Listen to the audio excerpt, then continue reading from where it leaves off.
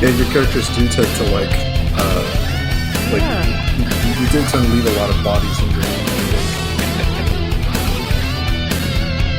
Just now kind of realized that.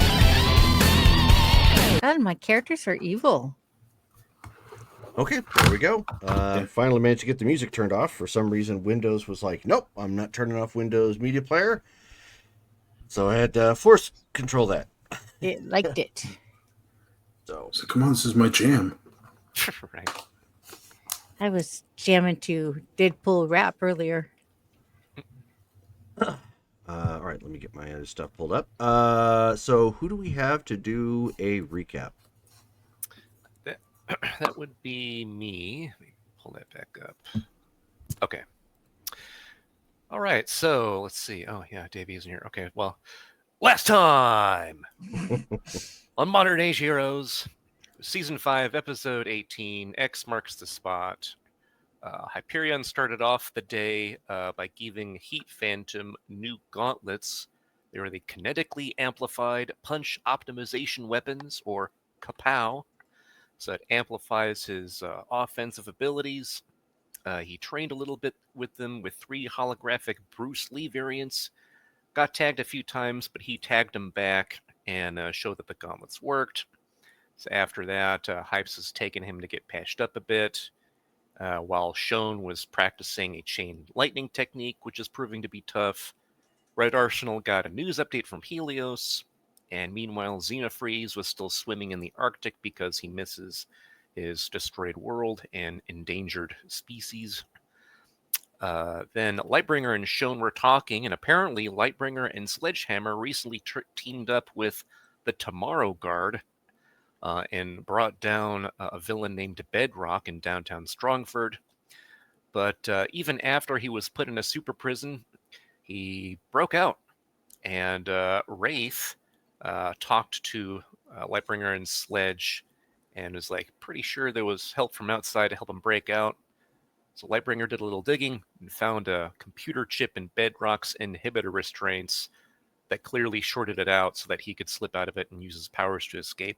So, yep, something fishy's going on with that. Let's see here. And then Red Arsenal got a call from Red Grip asking him to take down an alien causing problems in downtown Strongford. So he went out to do that. Found out that the alien was in Ubari, who smash and grabbed some simple tech from a local Radio Shack. Let's see here. And Red Arsenal informed us that was happening. The battle was intense, but the duo did it. And then Hoplite joined in and slapped some inhibitor cuffs on the alien to stop him. And before they figured out what they were going to do, there was an explosion in the street where a large orcish-looking guy and a large blue elvish-looking guy appeared. Turns out, we eventually found out, the elvish guy is an Alanorian, or an Alanoran, and the orcish guy is an Ogren, a like servitude race, apparently, especially to the Alanoran race. So, when they arrived, the Alanoran demanded single combat against Red Arsenal, calling him a half-breed. He accepted. Things went crazy. The rest of us conduited in order to help Red Arsenal. But these guys pulled out the stops, and we had some super crazy, ultra bad rolling luck in the dice roller that night. So we were not able to help out that much, and ultimately, Red Arsenal was poisoned. That prevented him from healing, and got messed up a bit. And Lightbringer got messed up a bit, had to be teleported by Shone to New Prussia for medical help. So, unfortunately, with Red Arsenal losing this duel with the Alanoran, he renounced his claim and had to give up his power, that was his bow, as a trophy to the guy who defeated him. But what we learned from the Alanoran was that Red Arsenal's Alanoran name is Ardreth Keldathas, Keldathas meaning waning twin moons, which is apparently a very rare, extremely rare occurrence on their home world. Red Arsenal's mother's name is Fildere Keldathos, and she is the Octal, or Grand Chief of the Elenoran race. And this attack against him was a Shath Lara, or a hunt of the blood taint. They just are genetic purists. They're jerks. So with that, they got back in their spaceship and then took off. The rest of us went to New Prussia to make sure that those who fell got better from New technology, and Xenofreeze managed to create an antidote for that poison that was messing with Red Arsenal, because it happened to be based off of poison from a fish species that was native to Zenri before that planet was destroyed. And Xenofreeze let us know about the differences between like the Ogren and the Alinor, because he has that cosmic space knowledge. And Davey won the RP vote, and that's where we left off last time. We laughed off too. We did. We laughed off. Okay. So where we are picking this up now, as everybody is recovering in New Prussia, through some, this is one of the reasons why Xenofreeze and Red Arsenal aren't available. Xenofreeze is overseeing Red Arsenal's recovery.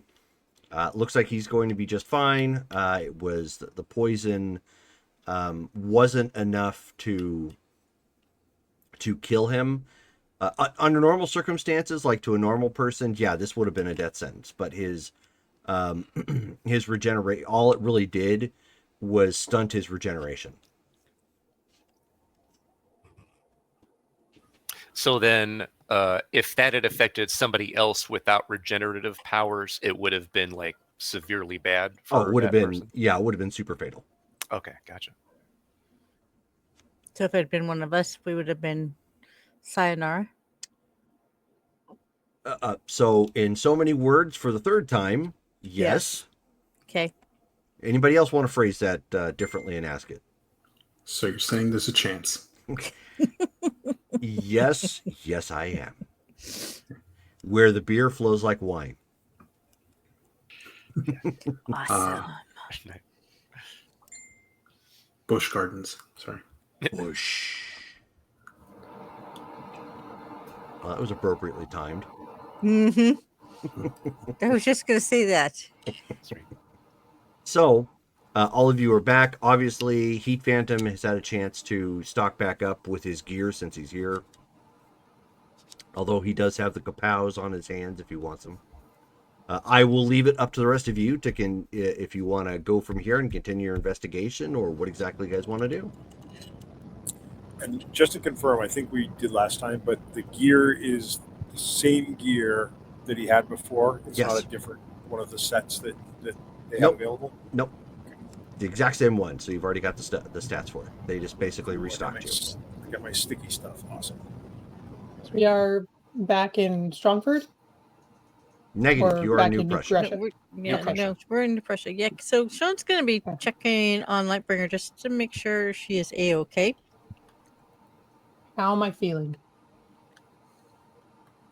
You're doing okay. Do they have me back in top form? It's been a couple days, but yeah. Jerome, what is our current time, or like how much time do we have left before we have to bust up that slave trade deal? Oh, that's right. Like 6 months. Yes. To a year. It was super advanced for an illicit trade.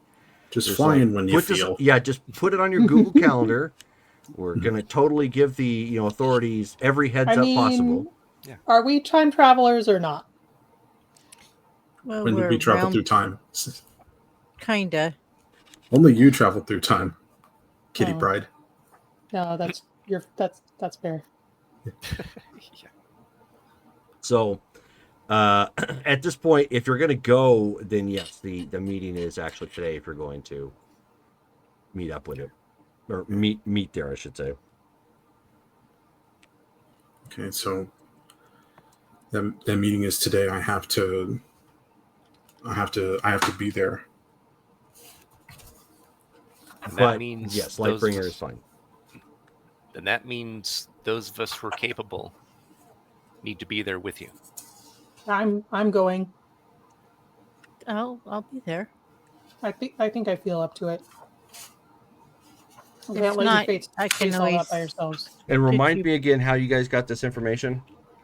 We were given, or a dude called me.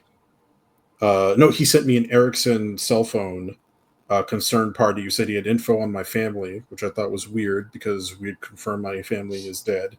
We went to a dead drop in an apartment. Shone and I did, and we found the information of a deviant slave trade ring. Okay. We have the time, the dates, and they gave us a serial number. Yeah. Okie doke. That's what I thought. I just want to make sure. Yeah. Not only for your guys' sake, but for my own. Okay. Jerome's like writing down the notes. Yeah, it's totally how it happened. That is totally what I'm doing. Yeah, totally. But it was set for 2 days ago, it was set for 2 days since we got that thing, but then we went dimension hopping. Yeah, so we're like the Robin Williams and Jumanji right now. It's technically been months, but it's only been like 2 days. Yeah, That doesn't mess with your mind or anything. it's cool. Who's counting? We lost months of our lives.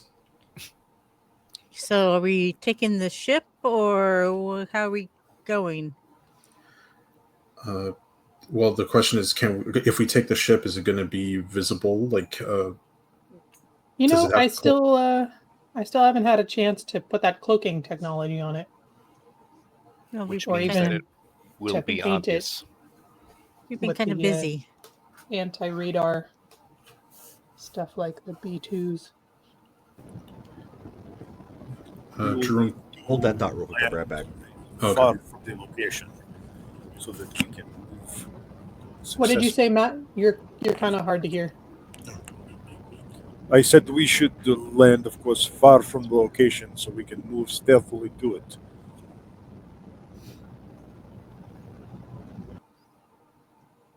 It's a good idea. Or have New Prussia teleport us as close as they can. downpour over here. Okay, Dad. Oh, is that a dust? What did Well- he say? I don't know. Something over here. I think he said they're having a downpour. Oh, There you go. I wasn't sure if he was yelling at one of the animals or us or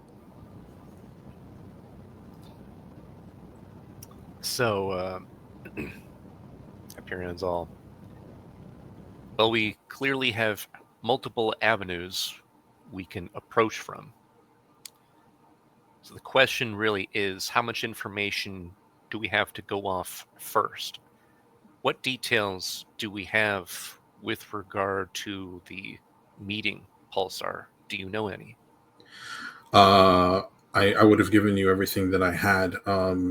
I got the cell phone from somebody, said they were a concerned party, had info on my family, but he said that before he would do anything for me, I had to do something to prove myself, and so he sent me this deviant slave trade ring, and I'm guessing is we need to free this person who we have the serial number for.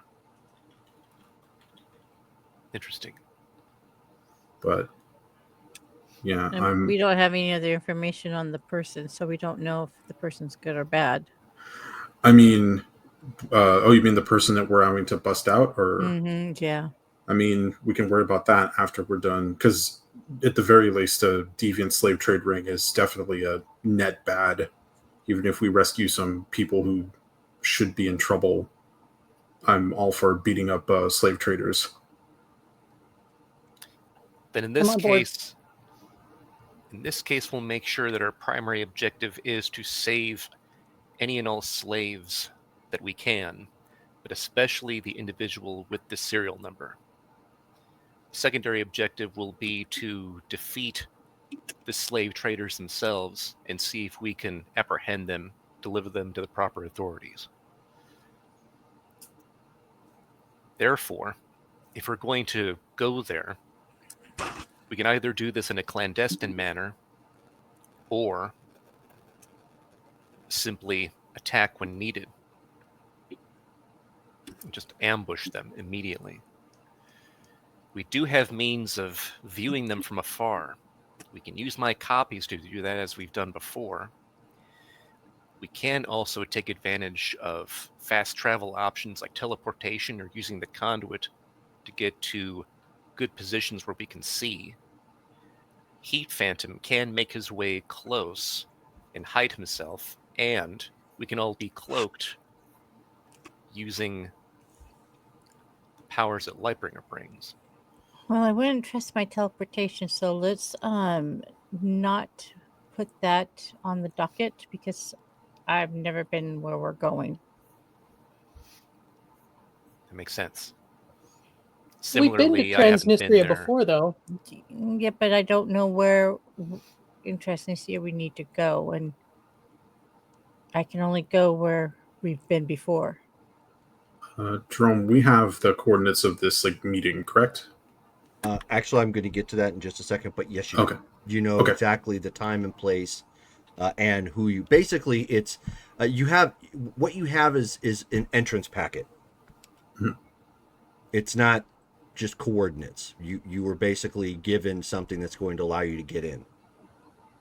Oh, okay. Oh, all right. So I was under the impression that this was going to be like a something happening, like a exchange of prisoners kind of thing. We'd have to break them out. But the way you're making it sound, this is more of like a Also, this he's like a an auction Mhm. attendee. oh, Is okay. he? Are we gonna be able I mean, to you get may the have rest of thought us that in you're too? not a spy, right? You may have Yeah. looked at that and went, "Oh, okay, it looks like we got the goods. We got exactly what we need."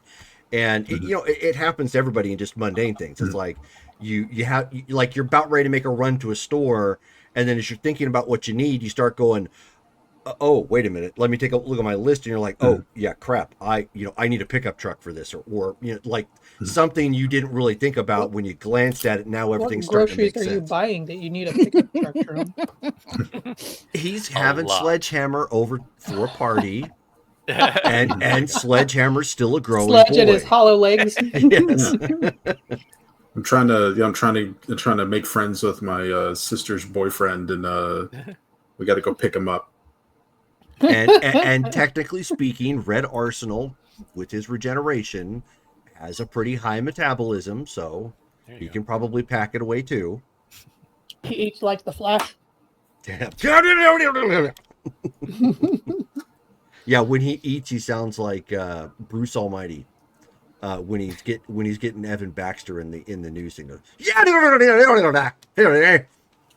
and then like all you hear is that gibberish, and then like three hamburgers are gone, just like. Dang it, I'm not on Twitch, so I can't grab that. go. But yes, basically what you have is it's not just the time and date. It's basically what you need to enter as legit buyers.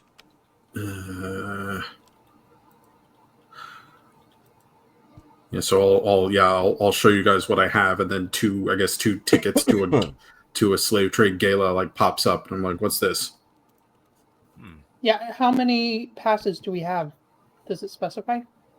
No, it just it basically it gives you like an organizational name that you're a part of. It gives two because those are the individuals tied to the whatever agency or company that you're Okay. with.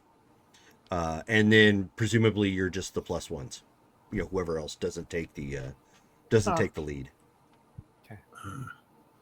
This is a lot less. This is a lot more complicated than I thought it was going to be. It always is. So in fact, there are the two IDs that are here. You know what? In fact, let me go ahead and let me give you the whole breakdown so you guys have it to look at.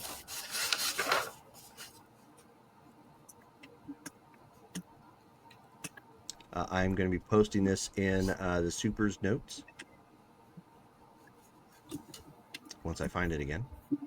Or actually, I'll just put it in the Supers chat. Boom.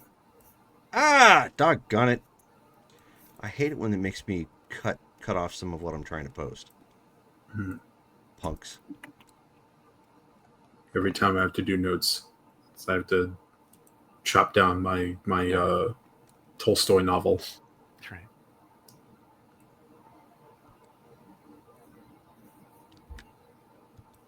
There you go. Oh, okay. That is what has been supplied to you.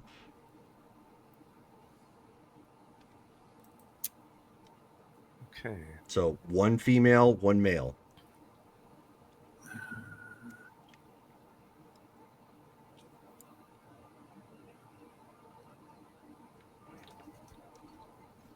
Well, sister, do you want to be Ms. Beltran, or do you want me to? So you're asking the thief if she's going to be a knowledgeable spy?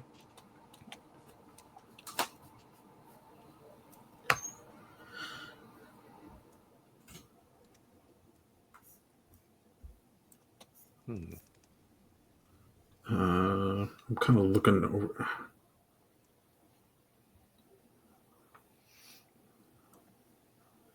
I don't think she heard me. What? I think she's focused. I was. What? Were you trying to get that audio? I was. Yes. I asked you if you want to be the female agent, or if you want me to. Because we have 2 passes, 1 male and 1 female, and then the rest of us are going to be +1s, I guess. Look at the Discord. Look at the Discord post In the Supers main channel. I could. Yeah, I could be an agent. That might be fun. Okay. Sounds good. That will mean I'll play the role of the Quantum Unlimited liaison. It would make the most sense. I have the knowledge and the workings of the organization, so I should be able to memorize this, play that part. Dr. Emil Novak.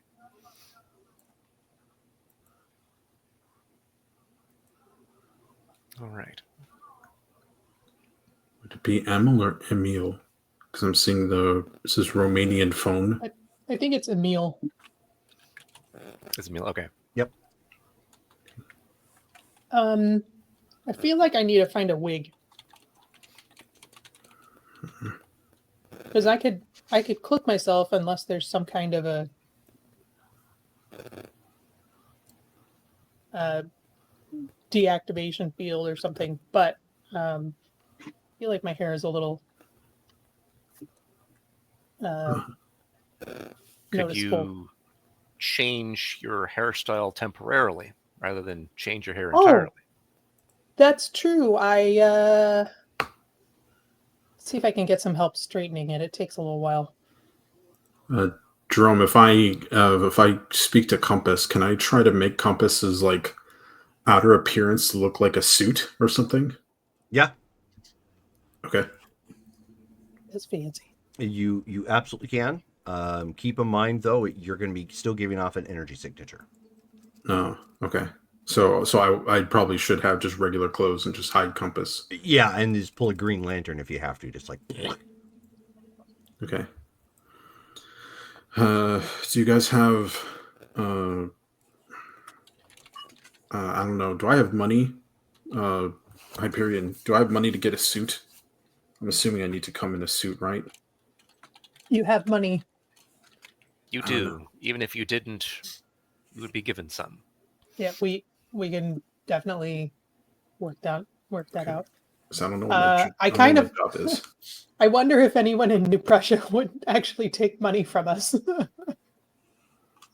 I mean, They'd be like, "Your money is no good here." That's what they keep telling me. I don't know. Well, aren't you like princess? But also mean- they were also bombed by the Duridians, so I'm pretty sure anything helps.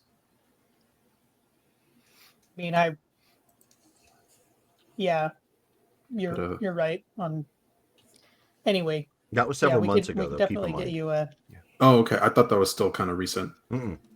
Okay. Well, I No, mean, that we'll just, happened literally at the turn of 1995. Do we know what month it is now? It is currently September. Oh, wow. Okay. Oh, Jerome. I don't know if we talked. So, Pulsar lost his suit during the fight against Tyrax. Mm-hmm. How known is Pulsar's identity? Like, if I show up at this place, are people going to be like, "Hey, I saw that guy in New York"? Always a risk, but you have no idea. You haven't had anybody run up to you like when you've been out of costume and say, "Oh, hey, autograph time." You haven't had anything Okay. like that. But it also would stand to reason that this being a place where they're selling superpowered people, they might take You more of an probably want to interest. be, a little bit more cautious with your identity. Like do something to kind of cover it up, like shades or, Okay. or something to help mask it a little. Yeah. All right. Who wants to run to the men's warehouse with me? I gotta fix my hair. I'll go with you. But Okay. I was gonna mean- say maybe Or maybe Hyperion Heat probably Phantom would. can escort you. He knows this place better than Oh, most yeah, of us. that's true. I don't really know this place as well. Yeah, I don't speak the language either, but well, I mean, I'm sure they speak English, I but was going to say, you don't speak English? well, I assume they spoke New Prussian. You mean German? Yeah, he doesn't speak German. Yeah, but if you go to Germany, you're going to run into a lot of people that speak English. I speak Mexican. In you know what fact, they say? What do you call somebody who speaks 3 languages? A liar. Trilingual. Oh, What do you call someone who speaks 2 languages? bilingual. Right. What do you call someone who speaks 1 language? George. American. Oh, yeah. That's funny. It makes me sad, but it's not wrong. So, at any rate, yeah. So I had a friend at one point in time who was born and raised in Germany, and they had interacted with Americans for so long, both online and traveling over to America, to visit people and whatnot, that they were in Germany at one point, speaking to one another in English, and then it dawned on one of them, like, wait, we're German. Why are we speaking English? Because they were both Germans. That's how funny. it works in the movies. Right. Yeah, we're like watching Chernobyl. Everyone has like an English accent. Yeah. Right. But Or Romans. Romans always have an English accent too. yeah, Pretty Or the much anyone. the Empire. Anyone European. Yep. Yeah. At any rate, not that we need to role play through that particular piece, but yes, you can go around Kaliningrad and pick up whatever clothing that you might need, do your hairstyles or whatnot. Obviously, you're pressed for a little bit of time, but thankfully, if you go by air, or if you, well, I don't know if teleporting would be safe, but if you go by air, getting to Transnistria isn't terribly far from here. So Sean can just go home and get one of her fancy outfits that she got on discount a while back. If you so desire, sure. So do we need to figure out what our cover, or so I guess we're going to be +1s for YouTube, but do we need to have a cover story? I mean, aside from us just being bodyguards, or No. If anything, you can come up with simple alternate names, but otherwise you are simply assistants to us. Essentially, you guys are from Hera Maritime Solutions, which is a quote-unquote shell company protecting the identity of Quantum Unlimited.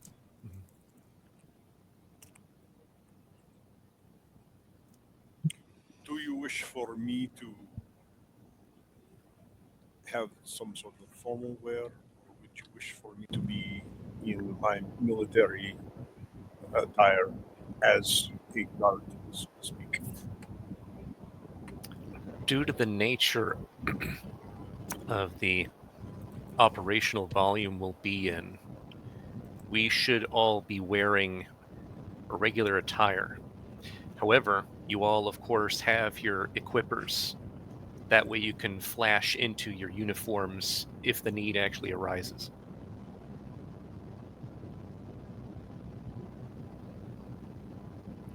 So, that's what we can plan on.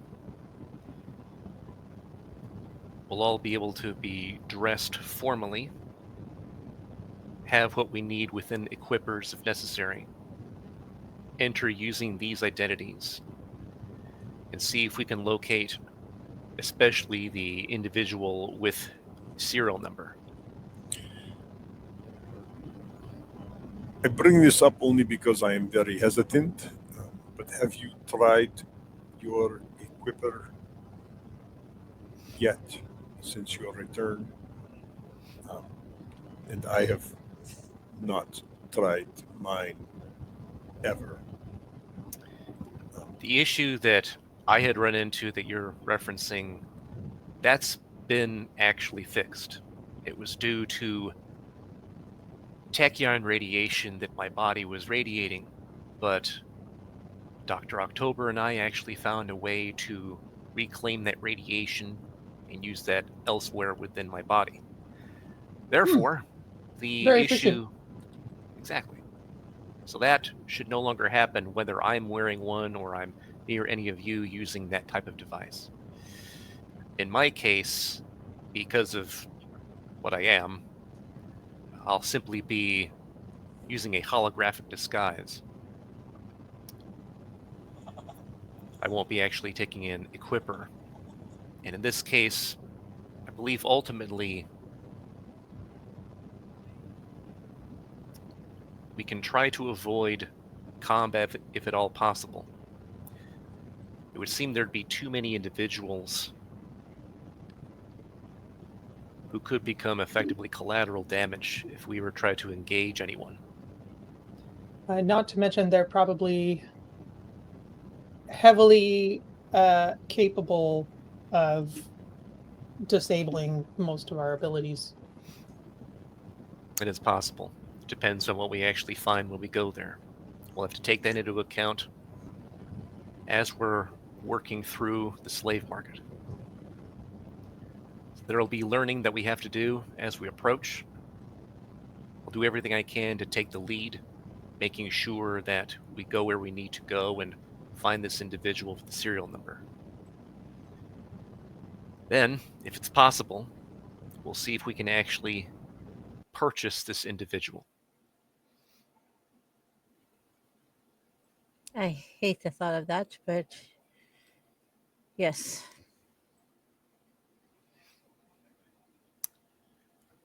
Does anyone have any other questions or comments before we actually take off?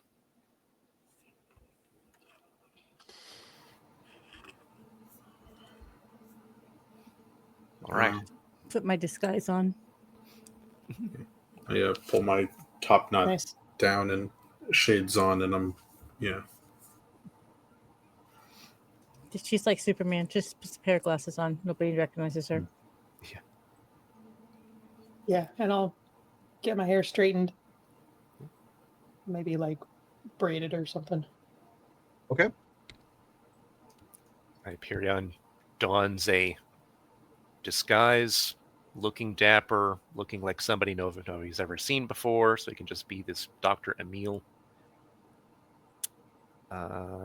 And once we all get our disguises and things going, we head to this ship, make sure that Xenofreeze is okay, that we take it, and we have Pulsar pilot us heading towards the location to see if we can find a place to land far enough away not to draw attention. If you're going to do something like that, given the size of Transnistria, you're probably going to have to invade Moldovan airspace again.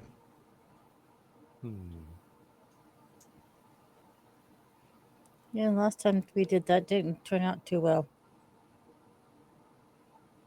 Well, didn't we make amends with the president there? I don't think so, because didn't he want us to like do something and we didn't do it? Yes. We weren't capable of overthrowing the Transnistrian government for We them. decided not to. Oh yeah, and then we got captured by Russia. Yeah. Um, So I was thinking maybe that we take the scenic route. maybe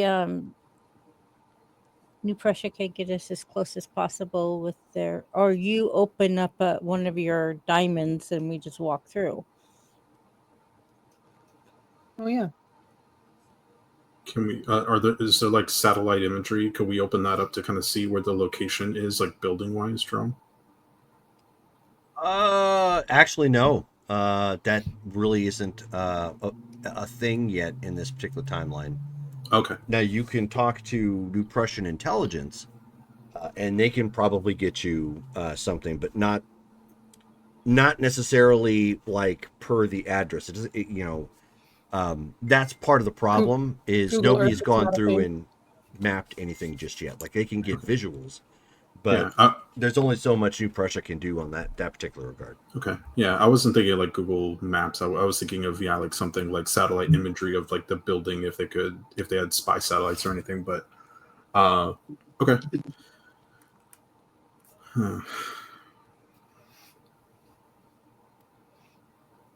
I do remember where we've been before in Transnistria, so I could simply generate a conduit so that we could appear in one of the alleyways that we had traveled through.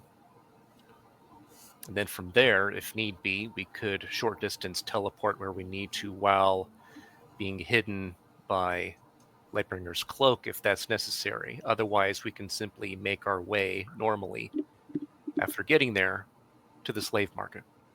It'll depend on how close it is to where I remember the alleyway being. With these coordinates or for this event, can you? Well, I guess yeah. It kind of goes back to the question of mapping. Never mind. Everybody else's phone's going off now. Yeah, exactly. I don't have one yet. Is that a Well, tornado you're not warning? special. No, it's Yeah. like a flash flood or something like that. Yep. Well, don't get floated away. We don't want you floating down there. But they all float down there. Ah! Yeah, he got it. We'll all float on. All right. So then, in that case, to avoid problems with flying around in other airspaces where we're not welcome, I'll go ahead and when we're in a good spot, Hyperion will remember where we had been in Transnistria before Mm-hmm. and attempt to open a conduit to that location. Because if we're in New Prussia, that should be within his range. It would be. Go ahead and make that roll. The safest place that you can figure is at that hotel that you guys went to, where you eventually paid the guy to be a guide. Yep, that'll work. Cool. Okay. All right. So for just to make sure, Jerome, to use the gateway power, am I just rolling that rank for the power? No, Psyche. Oh, it's Psyche. Okay. Yep. The power rank is your range and like magnitude. Oh, okay. So. Got it. All right. Psyche and oh yeah, I got to bring up the chart. Make sure this works well, because that's only at excellent. Let's see here. Do I have 40 to spend? I'm going to spend 40 of my own karma Okay. to open this up.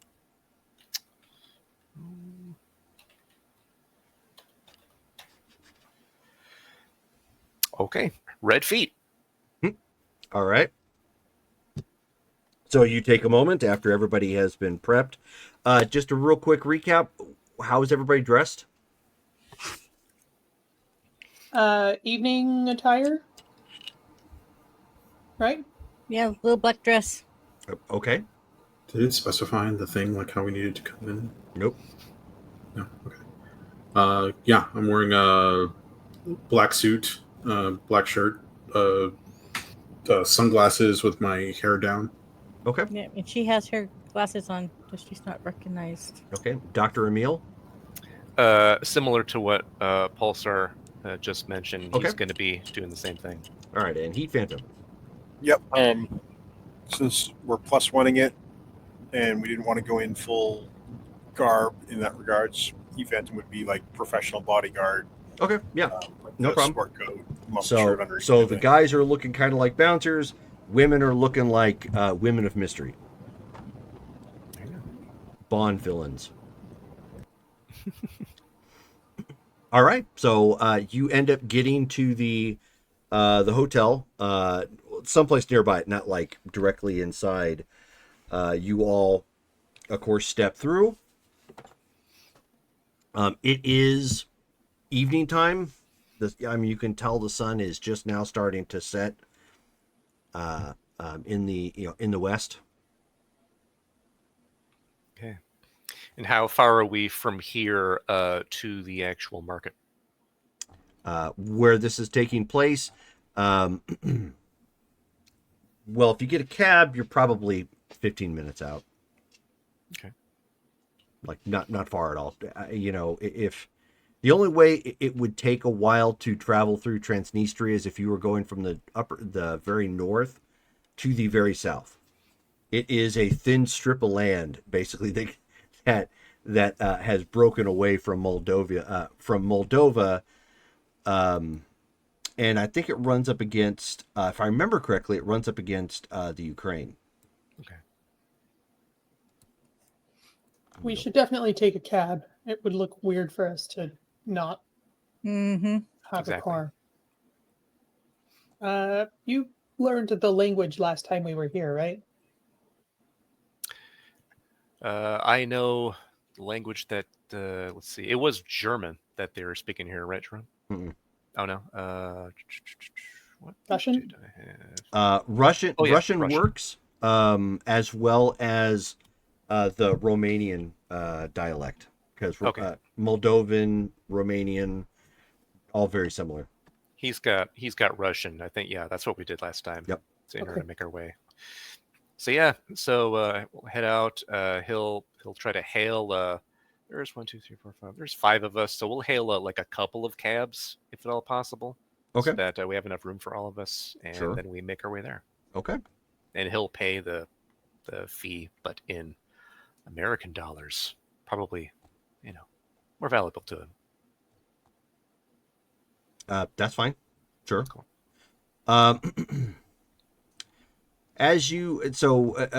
It's going to take a bit to hail that many cabs. Now that I think about it, what you may want to do is call in a reservation for like a limo. Limousine. So That's fair. everybody goes together. That can work. Sure. Yeah. If there's some like phone book, or I can just ask the person here at the hotel or whatever, get that, Mhm. contact him, order that, the whole 9 yards. Sure. So it does take a little bit longer, but everybody's able to go with one another, and it looks a little bit more official given who you guys are posing as. Okay. And you end up taking a nice tour through the former Soviet Union, where communism never died, and proud Lenin statues are everywhere. There is where they end up taking you to at this point is there's a botanical garden. So for the most part, it looks pretty nice, but it's subjective nice. You've been here before, so you know what it's like here. And it is quite literally like the 80s just stopped progressing here for the Soviet era. And, there's still the buildings here have that sort of look to it. Obviously, they do what they can with the botanical garden. So, I mean, it looks good from a poor perspective. A lot of trees, a bunch of cover. The grounds themselves have been blocked off, marking a special event. And as the limo brings you up to a stop, obviously everybody getting their paperwork out and ready. Mm-hmm. There are guards watching this from both sides of the both sides, basically, of the road and from other positions nearby. And the main gates when you first come in here are open, but they clearly have some big, beefy, and heavily armed guards, watching this. And near the main gate is an actual APC as well. Oh, okay. So they clearly have some sort of governmental oversight on this too, which is Not clearly great. wasn't acknowledged before when you guys were here. Now it's on the nose, so it's Right. clear all bets are off now. Yep. Okay. But as you guys come walking in, they pat everybody down, make sure nobody's bringing it. They don't care about your gear, any gear that you might have per se, but any obvious weapons have to stay behind. So obviously, if your things are stored in a quantum space, they're not finding that. And as you come walking in, let me get my notes pulled up. Ba-doom. All right, so you see, as they basically what they have here is the main grounds where it looks like they have kind of a what the heck are those things that they it's not like a house, and it's not like oh god, basically it's a slightly raised platform. They're usually round, and they have kind of a round top, and then it's just got lattice around it, or just A gazebo. Gazebo. Thank you. There you go. So they've got basically a large gazebo here, and that's where they have basically the podium set up. They have lights that are coming off of it. It looks like that's where the announcers are going to be conducting basically the auction from. And there are 1, 2, 3, 4, 5, 6, 7 other groups other than you that are all kind of gathered around. And when I say groups, it's not like just one individual. Like, there's clearly somebody there that looks like maybe they're in charge, or maybe they're the person there for the buying purposes, but all of them have also come with some degree of an entourage. Okay. So it's like, so it's almost like, one gang over here, one gang over here. Most of them are dressed similarly, in the sense that they're sensible. They're not, most are not showing off flash, really. There's one group with a guy happens to be walking around and just talking to his people. He's pale. He's got a prosthetic hand, 3 small scars over one eyebrow. Definitely has a European kind of vibe to him. That's the villain. I'll just tell you right now. Okay. Always. Yep. Is it also played by an actor that we've seen before? No, but he does have a pinky ring. A breakout role. Yeah. A pinky ring. Yes, he does have a pinky ring. Oh no. And pinky rings are the legit, like, if you're following B That's movies. the jet giveaway. Yeah. Yeah. Then the next group, the other guy has kind of a bespoke suit. He has a cigar that looks like it's probably being quickly smoked. And he has two people with him. He has other people, obviously, but two people that kind of follow directly behind him look like they're doing some sort of number crunching at all times. They're dressed casually, but they've always got like some sort of calculator, and they're looking at a a pad. Looks like they're probably running numbers for things. The next group, again, nice but casually dressed. Obviously, many of this is European fashion. One, however, appears to be this one appears to be female. She's got glasses on, so clearly because she's got glasses on, she's smart. But she always seems to have what appear to be two guys in black tactical gear around her at all times. The next group is kind of similar, but a smaller individual, Asian of some kind. Hard to tell because he does have he is wearing sunglasses, and yes, he's wearing his sunglasses at night. He, however, has two what would almost pass as roided out looking soldiers following him around.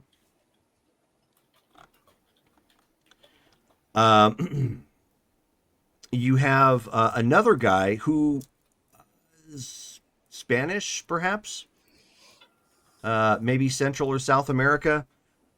He's wearing a leather jacket. He's got a gold ring. And he actually has on his collar what appears to be an Aegis tattoo. Interesting. Then you've got another guy who's there. He's in he's got kind of like a scarred throat. He has a winter coat on, despite the weather. And he has a woman kind of following him around with a notepad. And he's wearing what appears to be like a tracksuit underneath. Also He's got Russian. exactly. He's also got kind of European vibes to him. He's a tracksuit Dracula. Yes. Yeah, nice. The last one, she's dressed in a plain black coat. She has a small cruciform pin that sits kind of on her shirt. And her smile seems to unnerve people when or if she smiles. She's dressed conservatively, so she's not really showing any leg. She has kind of a pencil skirt that goes all the way down to her ankles. A nice, just simple white blouse. And nothing ostentatious about her makeup or hair.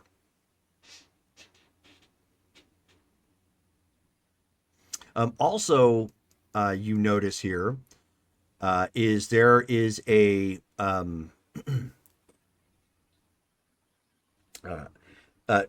walking in shortly after you guys have, so you would make the 8th group at this point. And then another group comes walking in, and this one happens to have 2 obvious superhumans with them because they've come in uniform. One is Midnight X, and the other one is Sturmfront.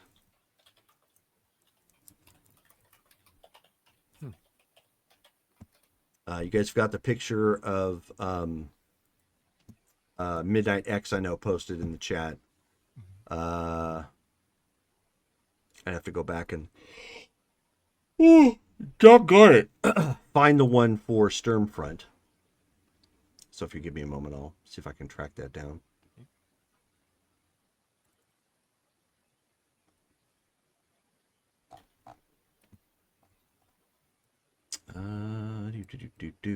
But at any rate, there is a thin-looking man with them, dressed businesslike, who has his own, data. He has his own pad and information out that he can access at any given time. And they seem to be guarding him.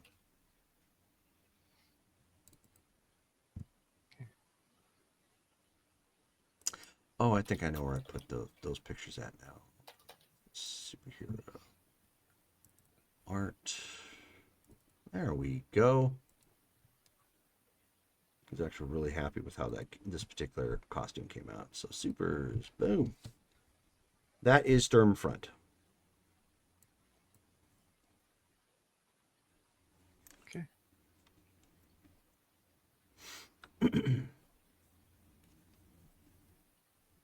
Okay. Are any of I these? forgot she was a lady. Yep. So that makes 9 groups total now. Are any of these groups doing anything in particular other than just kind of like waiting for the auction to happen? Yeah, they're waiting for the auction to happen. They talk amongst themselves a bit. They don't really seem to interact with one another. Like all of them are, it's clear there's a vibe that's going on in here that they all kind of recognize why they're here for. But it's an auction, so it's a competition, and people generally aren't being very, very polite or sociable. Okay. I'm going to activate the Crown Network, Okay. and that is a Psyche. That is.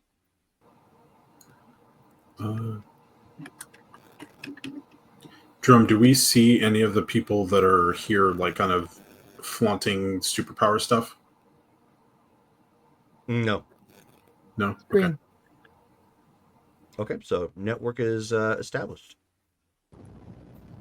The 2 that are dressed in superhero outfits, do they have a known reputation? That's right. You weren't here for them, so yeah, I'll let you have that conversation. I was about to mention, now that the relay is up, Midnight X we know as a mercenary. We've hired him before. Stormfront, we fought her in Russia. What is she doing with him?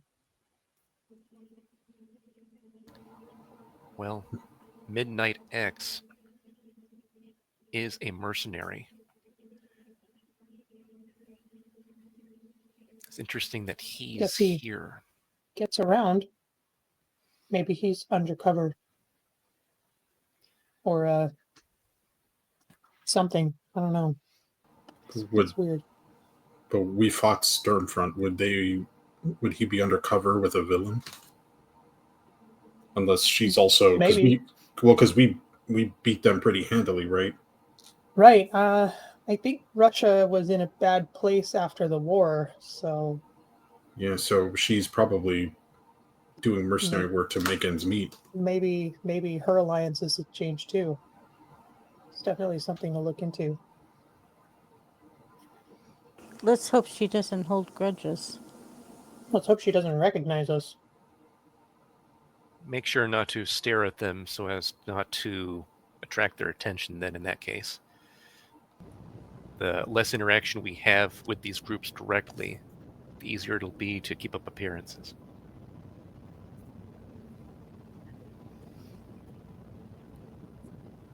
In the meantime, if any of you locate anything else out of the ordinary while we're here or while the auction is taking place, let the rest of the team know. We don't know if this is going to go off without a hitch or if something is going to happen here. There's no chance this will not go off without a hitch. This is an open, exposed space. There is angles from every direction. This is a very bad place to have some kind of covert meeting. I did not know why they selected this place. It does seem that Transnistria has devolved in what they're capable of societally. Ever since the Skyfall War, it has suffered like many other nations have. So I wonder if this is simply becoming normal here. It even seems to have government oversight, APC out front. It is still bad place, strategically speaking. Understandable.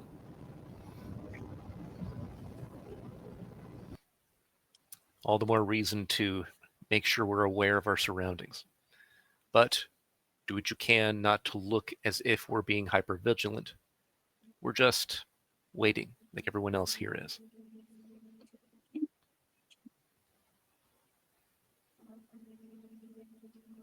I'll go ahead and like twist my hair around my finger like I am a normal person and not who I am. Oh, that came off weird. You're a regular human girl. Yeah. Right. From Tucson, Arizona. Exactly. I don't know if you heard me holler while I had stepped away from the computer, but as soon as I took my headphones off, I stepped right outside my bedroom and I could hear the rain pouring down. So I opened up the door real quick. Massive storm. Like it was just slapping down everywhere.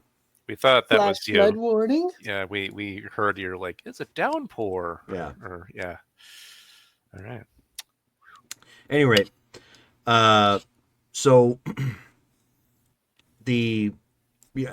at this point they have people coming around offering drinks. There are hors d'oeuvre trays there for everybody. There's some music kind of playing in the background on speakers. You do see that there are guards keeping a pretty tight perimeter in this area. Ooh, thunder. Yep. At that point, you end up hearing a notification come from the podium that the auction is going to begin in 10 minutes.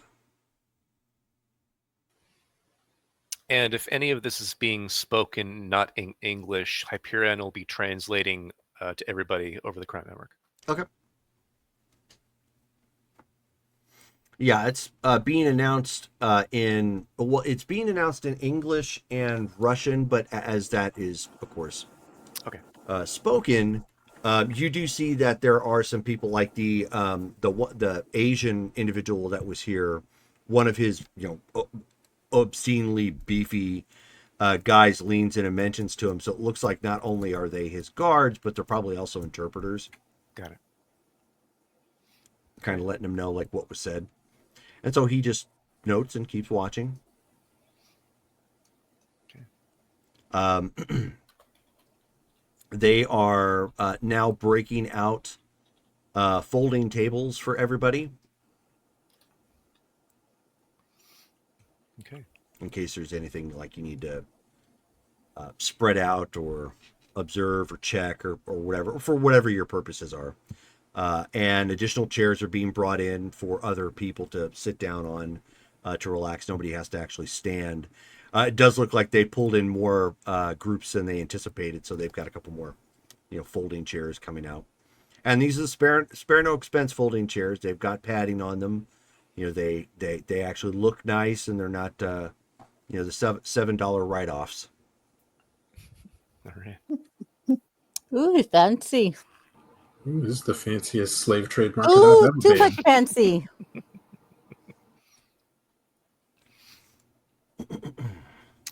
So Hyperion, with some of this like entrance package that we got, he'll be looking through some of the paperwork we have, and he'll be just kind of like milling around with Shone, aka is Beltran. Okay. Just kind of keeping up appearances, making it look like we're going over numbers and stuff. Sure. Okay. All right. Good enough. Yeah, I'll grab a drink and pretend to be drinking. Yeah, ditto. I was going to say the same thing. She'll have a drink, but she won't be drinking it. She'll just appear to be drinking it. Okay. Pulsar's just he's gonna play a bodyguard. So, arms crossed behind him, just kind of standing behind. Sure. Nice. Okay. So at that point, Lightbringer hears a voice behind her as she's getting a drink. And the voice says, "Like what you did with your hair." I'm gonna turn around quietly. Okay. It's Midnight X.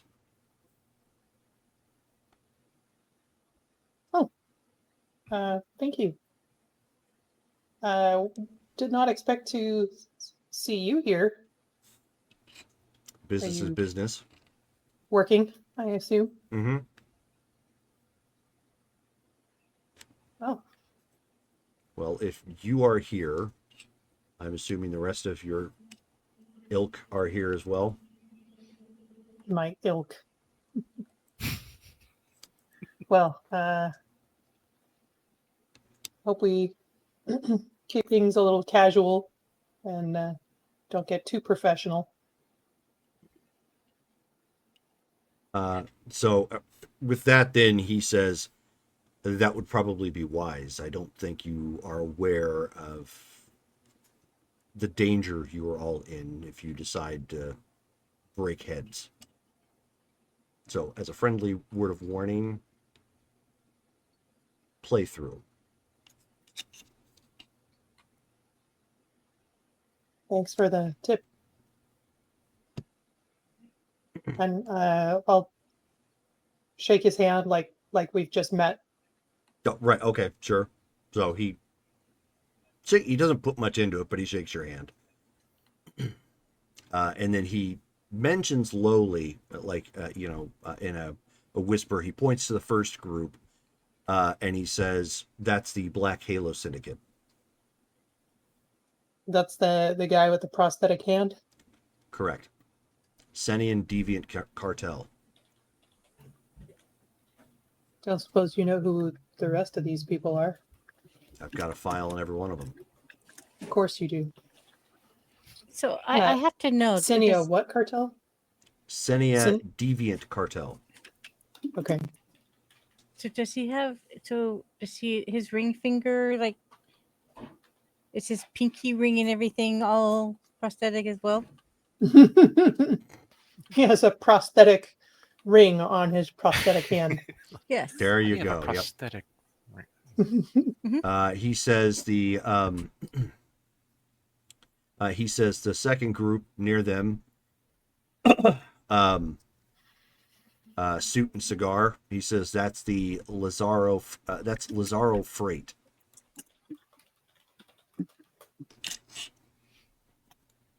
Where are they from?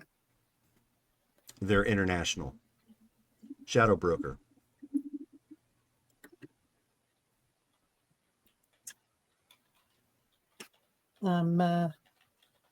Can I ask who you're working for? No. That's what I thought. He said he points to the doesn't point, but he kind of nudges with his head over to the third group. He says, Which one is the third? with the woman with the glasses. Okay. Looks like she's smart and efficient. He says that's a cutout group. Not entirely sure who that is, but they're posing for somebody.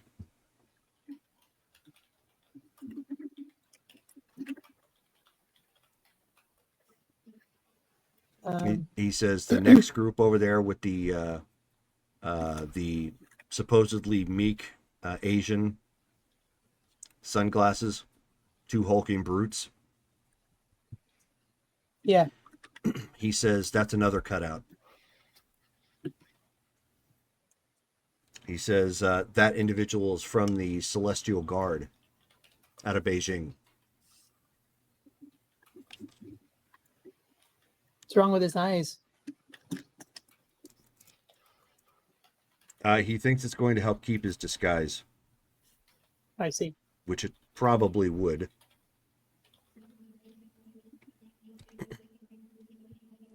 But if the electricity coming off of his glasses is more of a informational device, then he's attempting to look cool and trend set. Huh. He says, and he says that is Professor Lee, Professor Wee Lian, or Dr. Wee.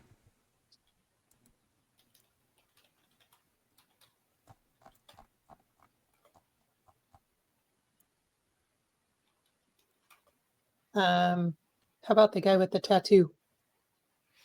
1 second. Now I'm giving you names. So 1, 2. Oh yeah, that'll be more helpful because I missed a couple That's fine. in my notes. 3.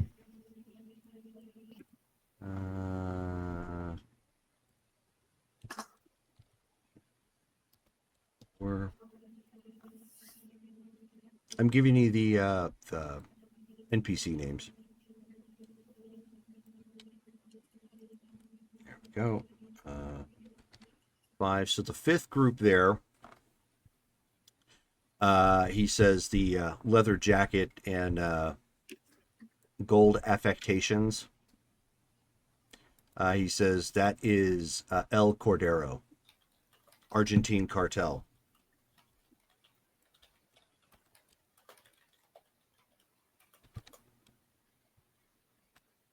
Argentina? Mm-hmm. I guess we kicked the hornet's nest and didn't bring enough bug spray. He's the sixth group over there, the obvious Russian. He says that's the Ural Warlord Syndicate.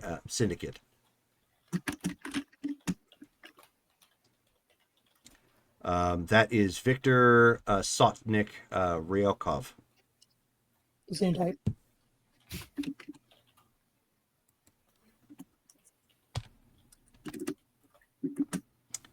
He says the conservative woman over there is with the Gray Church. That is Sister Alina Markov.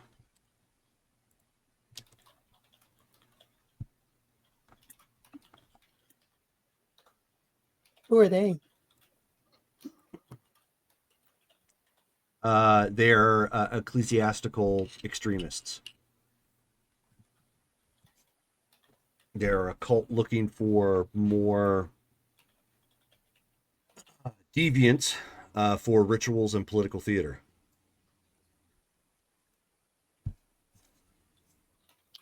Okay. Jerome, could you maybe put some of these in the chat?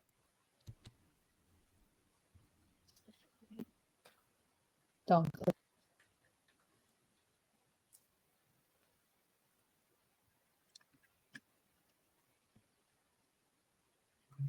Yeah, I did not catch like any of these.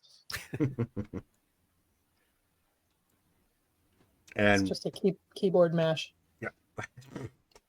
So with that, he says, you've been forewarned. Be careful. Thanks. Well, try the punch. And I wish you the best. So he just nods and walks away. Okay, I will relay that over the Crown Network. Okay.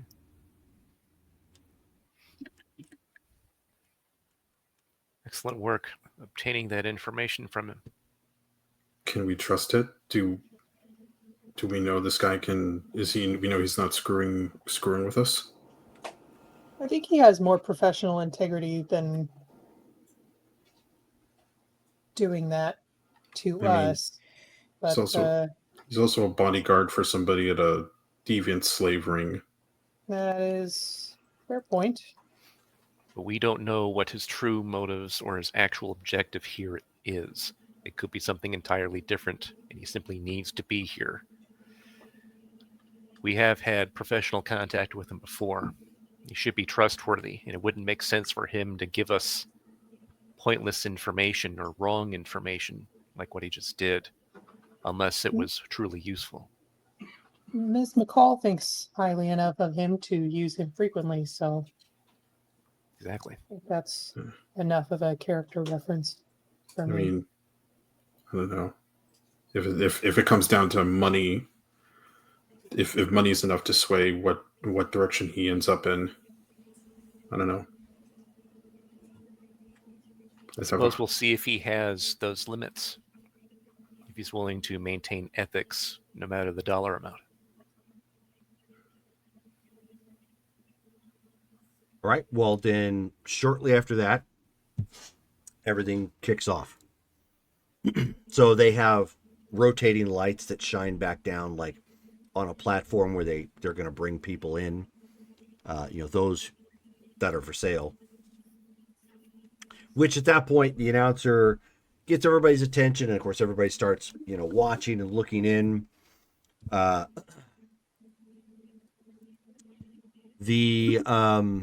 Oops. Looking at the wrong one here. No, this is where I want to go. There we go. Okay. So the first one that comes up, as lot number 1. Lot number 1 is a deviant that they have codenamed as Iron Vein.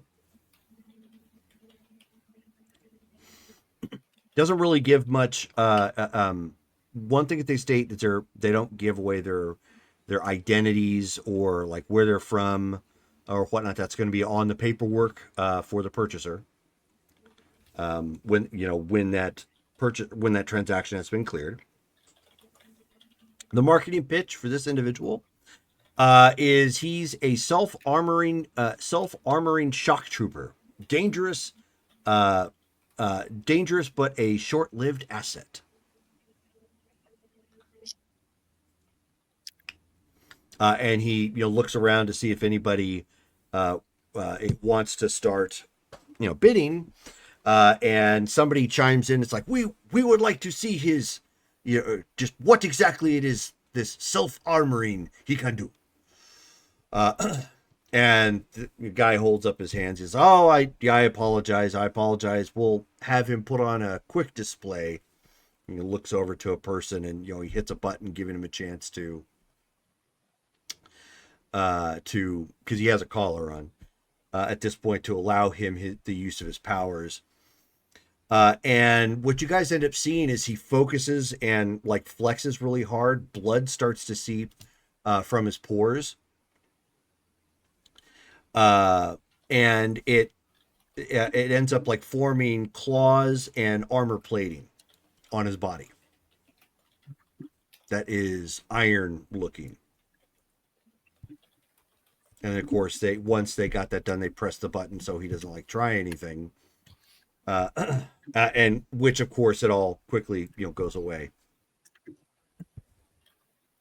And at that point, the people are like, ooh, interesting. They kind of start mulling around what it is that they're looking, what they might be looking for. And the bidding begins. They start off at 10,000 euros. Can we see if Iron Vein has a serial number on him? The thing that we're looking for. There's nothing on him because they're just all in basic jumpsuits. Okay. There's nothing on that, and you don't see any sort of Senian barcode on his forehead either. Okay. So he's clearly not from Senia or anywhere that they would have, labeled him. Okay. Does do the other groups have an auction catalog that they're referencing? Yes, they do. And did we not get one, or is there one that... They only have the one, and it sits up front. So you're welcome to take a look at it and scroll through, other people are it's clear not every group is interested in this one. So if you're not, then yeah, go up front, kind of spin through and look at what else is there. There is So one. I will say they have announced that their last one is not in the catalog and is a surprise. I will perhaps see if the serial number on the Crown Network. Yeah. I will perhaps see if the serial number is in the catalog. So Team Phantom will do the guard type uh, movement, but step forward casually to Sure. flip through the catalog, not looking like he's showing particular interest in anything, just kind of, basically what's there. scrolling through to see if that number pops up. Okay. So not only does that number not pop up, but it doesn't match any of the ones that are there, like numeric wise. But there are numeric ones. Uh-huh. There are numeric designations. Yep. Okay. They're literally treating this like it's a business. It's got a scan barcode. It's got the little code at the bottom. It's got obviously there's a brief bio, but it doesn't give much information in the way of like where they came from or whatnot. And all the pages are marked that you will get the full write up as well as the health tests. That come, or health scores, I should say, that come back on them upon successful bidding. Does the number that we have match sequence-wise to the numbers there? Like, is it the same number of characters? Nope, that's what I was pointing out. It's not. It's different. So, again, on the network, there is number designations to these individuals, but I don't see that our number matches the style of designation that is in this catalog. Are there any in the catalog that don't provide a number? I will glance, and so the only one that doesn't provide a number is the page. It specifically says, the last lot is a surprise. It does indicate that there is a surprise at the end with no description or anything, just a notation that it is an unknown. That's likely our surprise. target if we were given the right information. So then question, and Dr. Emil, are you going to actively attempt to bid? So he's going to look around. So he does it look like anybody else is starting the bid? Oh yes.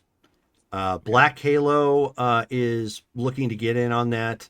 The one cutout, that the unknown cutout that Midnight X mentioned, they are getting in on the bidding.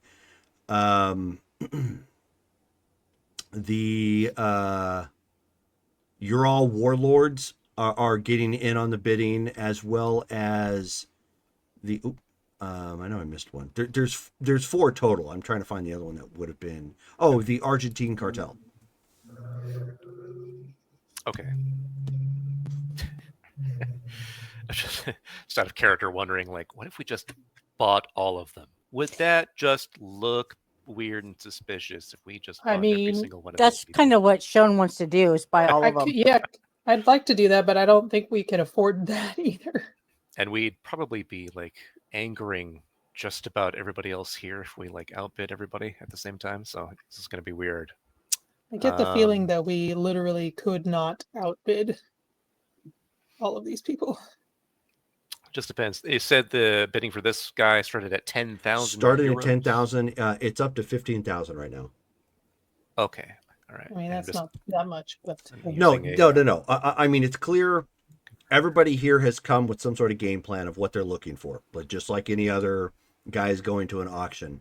So they're not going all in on the first one. So their increases right now are going by 1,000, 1,500 sort of thing. Like everybody's trying to pace themselves because they're of the impression that this last one's going to be a big one. So they're trying, if they're getting in on the bidding, they're trying to get bargains.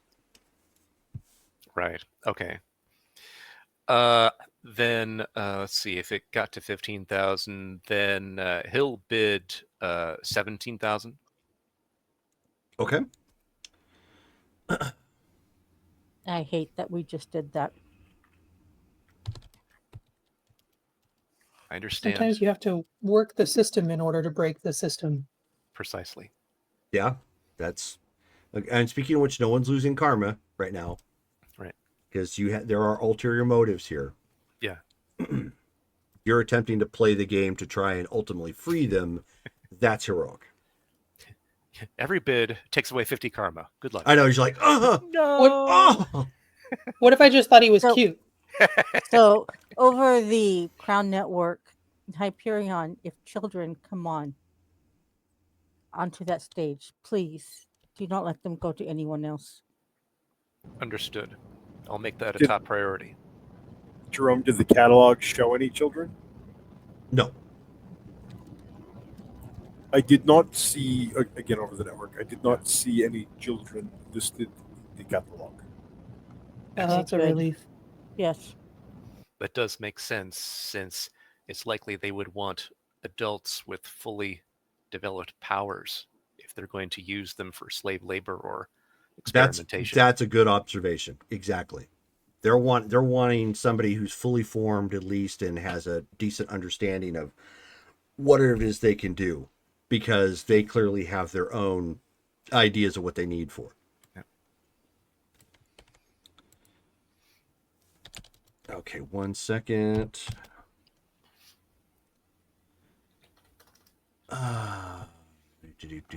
Do.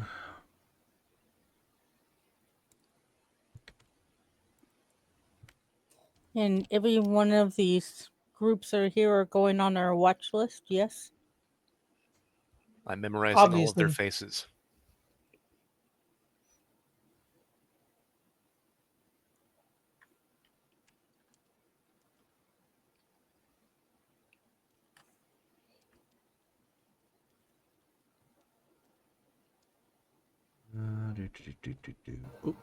Pulsar is like in Inglourious Bastards when Hugo Stiglitz is like having to be around all of the Nazis, and he's just like, this is torture. Like, that's Pulsar right now. He's Right. not saying anything, but he's Clearly uncomfortable. he is Twitching. he is trying not to just explode. Yeah. He's not happy. He's seen this stuff before. If you listen close, you can hear teeth grinding. That sounds like Pulsar's molars. He wishes it was their molars, but for the sake of this stealth mission, he's biting his tongue. Right. And biding his time.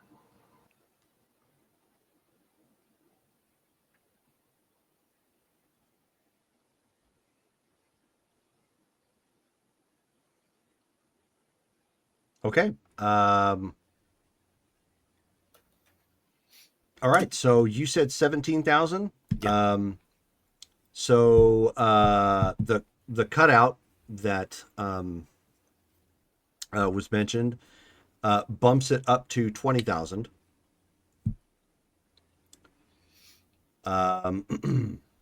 The Celestial Guard at that point will take it up to they'll take it up to 21,000.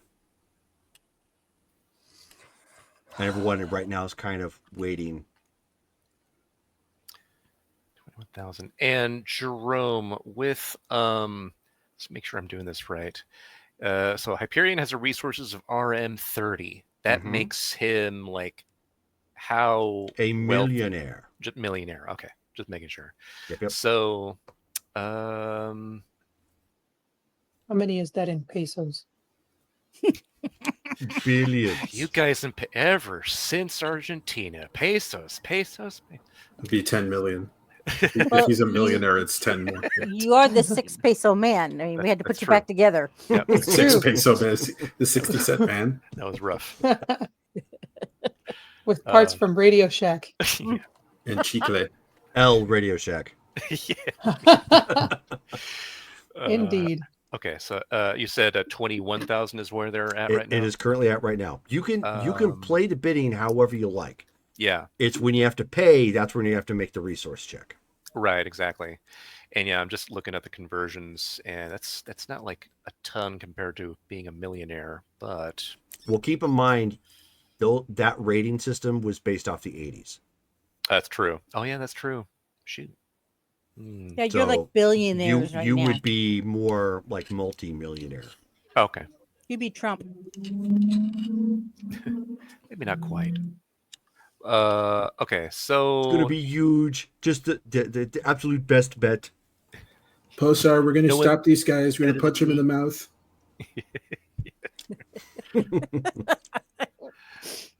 He'll go 22,000. Okay. So there's some grumbling around, and obviously now the auctioneer's going back and forth.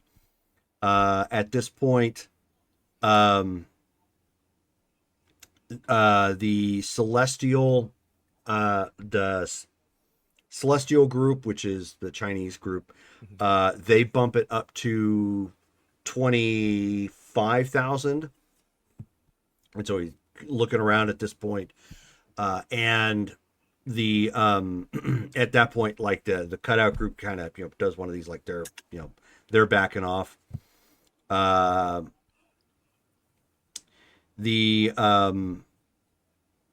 that's at 25. They're looking to see if anybody else is going to go further. The Black Halo group comes back in and goes at 28. And so now everybody's really starting to pay closer attention at this point, because it's starting to jump a little bit more, and people are starting to show their hand, as in what they're willing to pay more for. Yeah. And over the network, Hyperion goes, these two groups likely want him primarily as a weapon based on what they are. If I can get the bidding war right, I might be able to make them dwindle the resources. What were they bidding at now? The max before? 28. 28.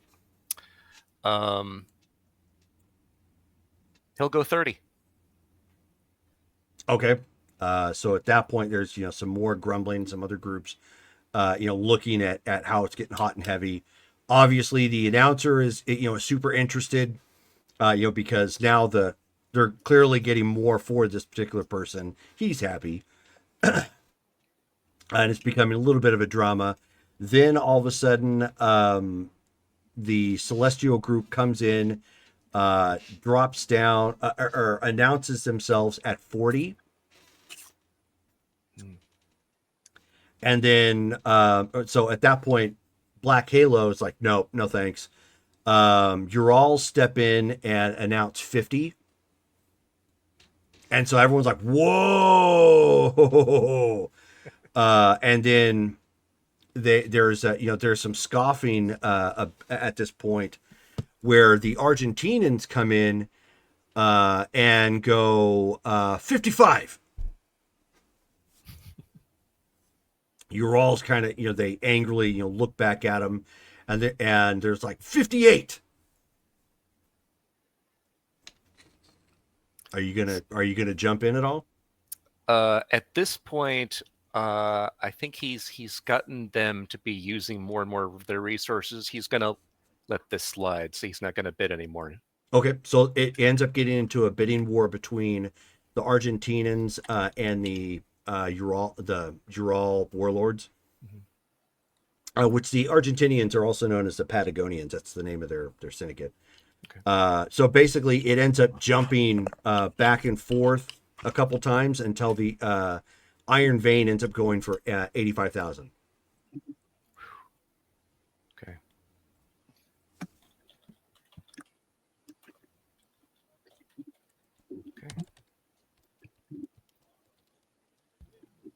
Wait, Jerome, you said the Iron Vein? Yes, Iron Vein ended up going for 85,000 to the Argentinians. Oh, Iron Vein is the guy. Okay. He's the guy, yeah. Okay, sorry. You said Iron Vein, and I was like, wait, I was like, which group was that? Okay. Yeah. I wrote it a different area. I'm so confused.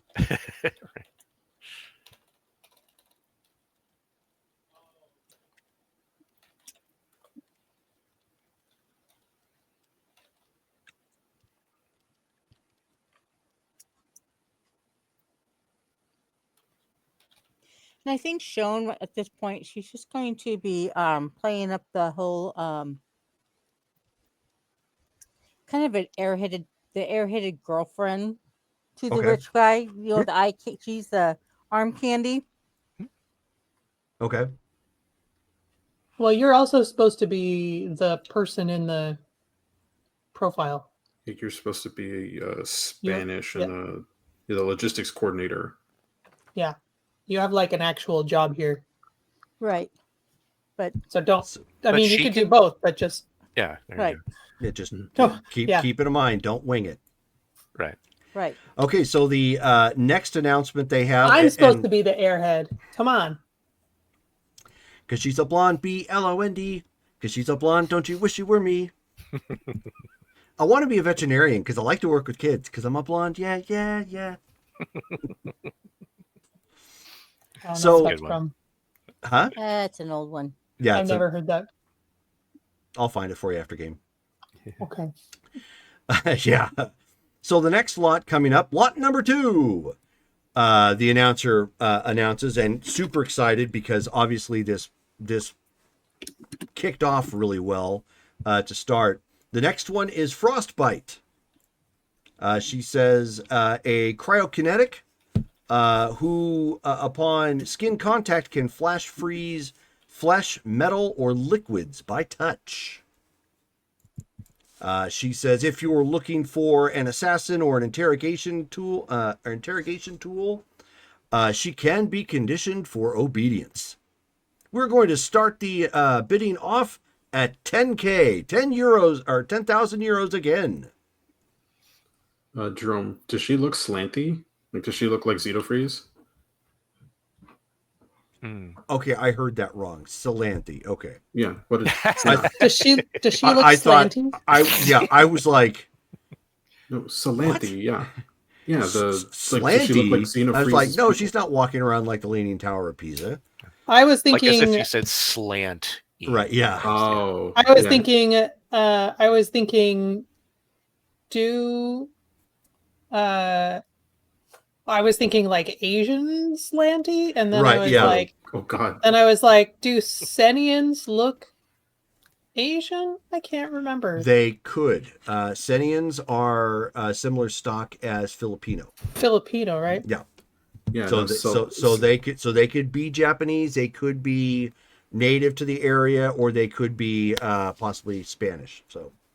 Yeah, I was asking because Xenofreeze is always looking for people from his land, and so they mentioned somebody who has ice power. So I was like, does she look Salanthi? Gotcha. No, Okay. she does not. Okay.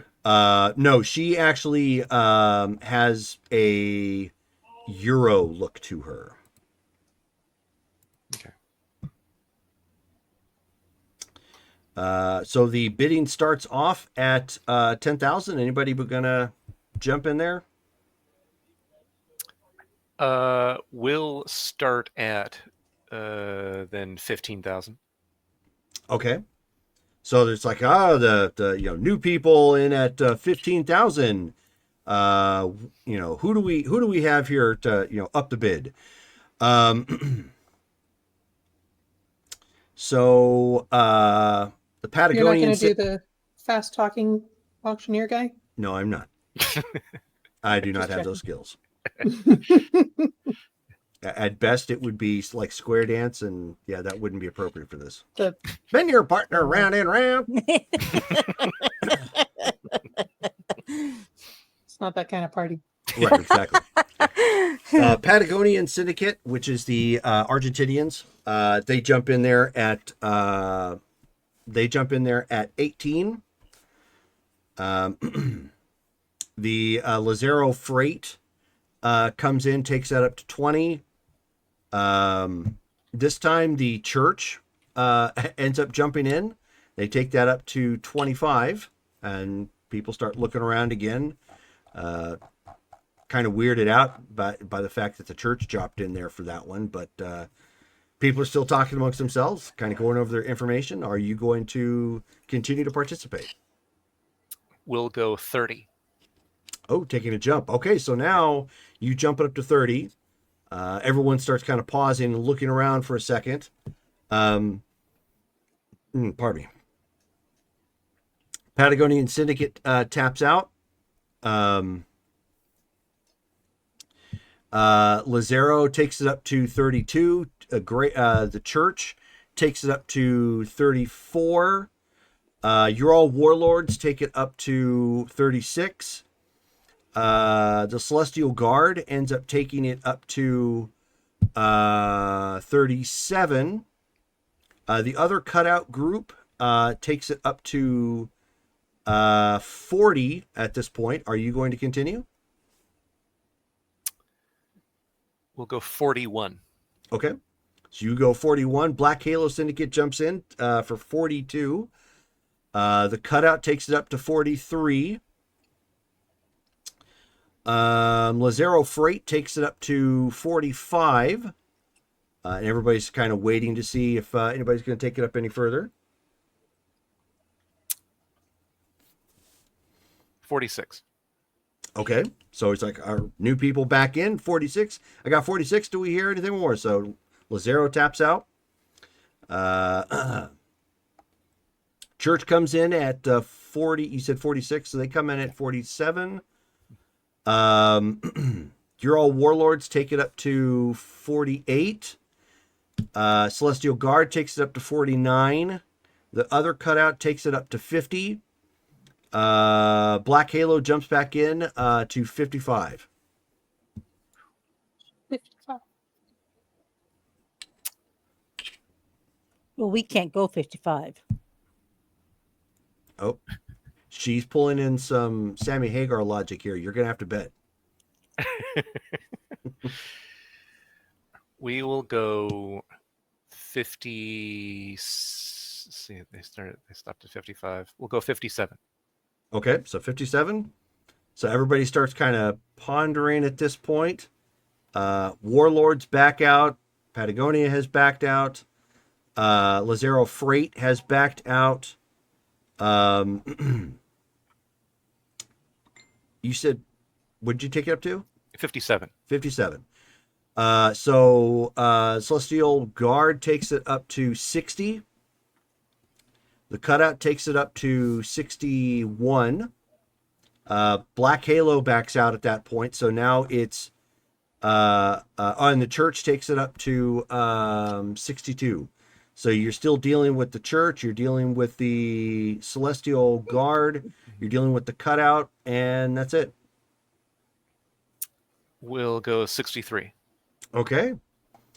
So it's 63. So Black Halo has obviously dropped out now. So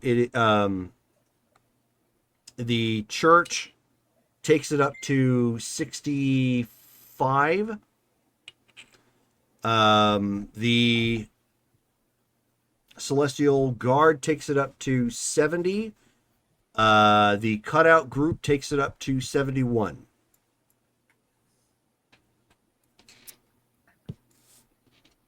And over the network, he'll be like, unless anybody disagrees, we'll back out from this lot at this point.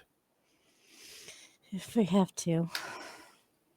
All right. You know, Yeah, I don't think we discussed what happens to anybody that we win.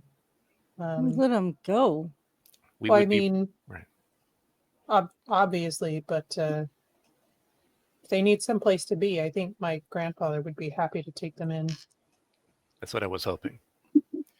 That's what will happen if we happen to win anyone other than our primary target. For now, we're working on making others dwindle their resources. Right. Okay. So at that point, the church takes it up to 70 and has to back out. Then it becomes a bidding war between the cutout, the unknown cutout group, and the Chinese group, the Celestial Guard. and they end up winning it at 130. Wow. And that was to the Celestial Guard? Yes. Okay. I think in Sean's mind, she's just saying sorry to each and every one every time that gavel goes down.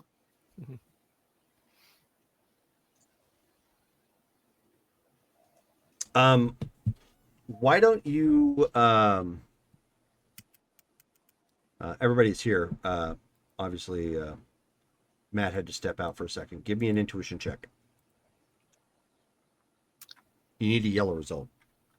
Okay.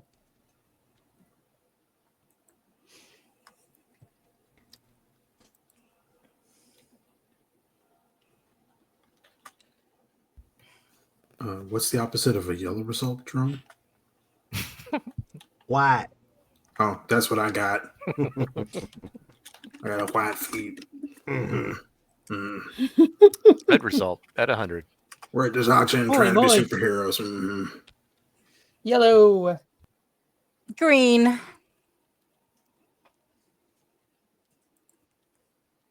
Mm-hmm.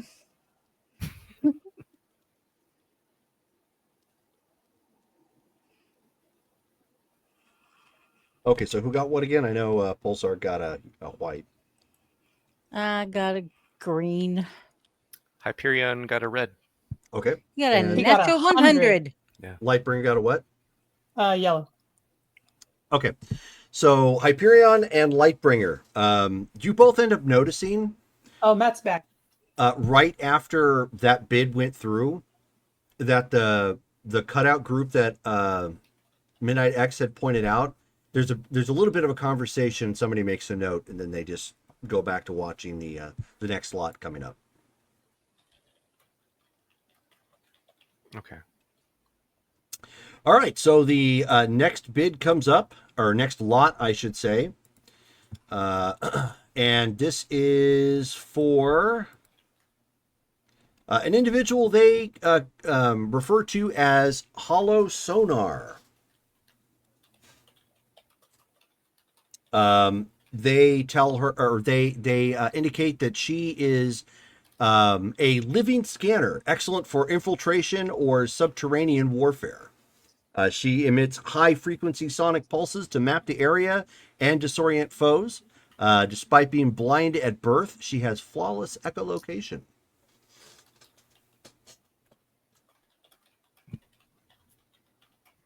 So there's some grumbling, obviously, from the others. She's not quite a weapon. Right. Right.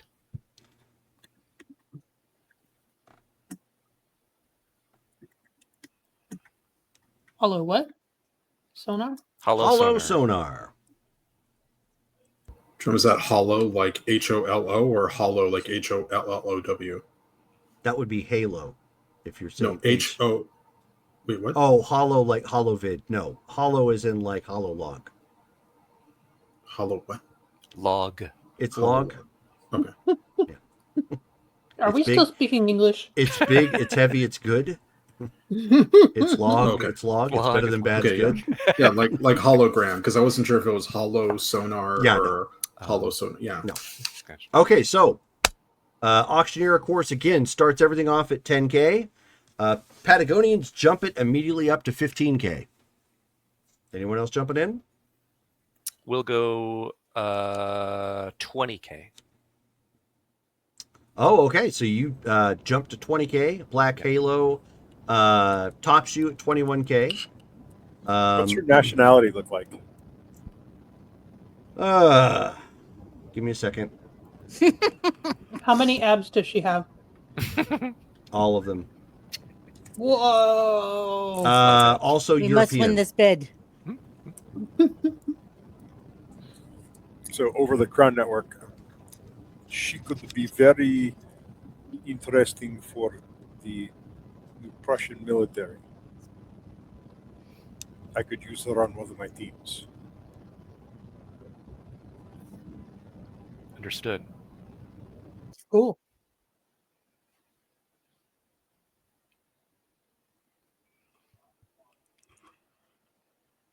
Okay, so noted. So is anybody else jumping in? Is that it? What Ready? was the last bid they had so far? We're up. So Black Halo came in at, you bid what? 20,000? Yeah. Black Halo came in at 21. 21. Okay. We will go 25. Oh, okay. So they pause. Your all warlords come in with 30 immediately off the bat, just slamming it down with some authority. Okay. Patagonians already fold at this point, so it's up to 30 right now. We'll go 32. Okay. Beijing goes 33. China.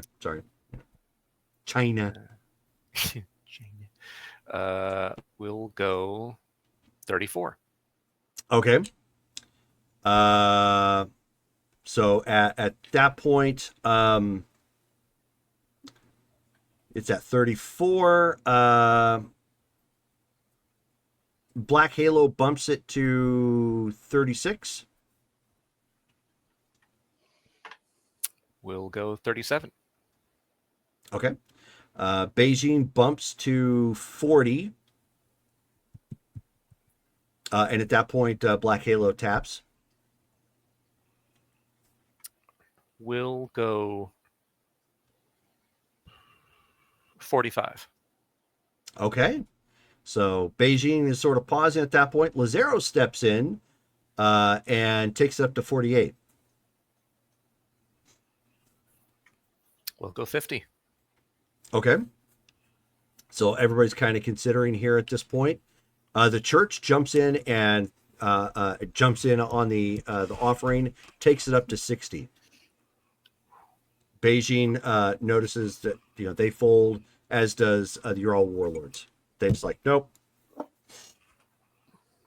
We'll go 61. Okay. Lazaro goes 62. And I do have limits for all these too, by the way. So it's yeah. I kind of figured, yeah. Yeah.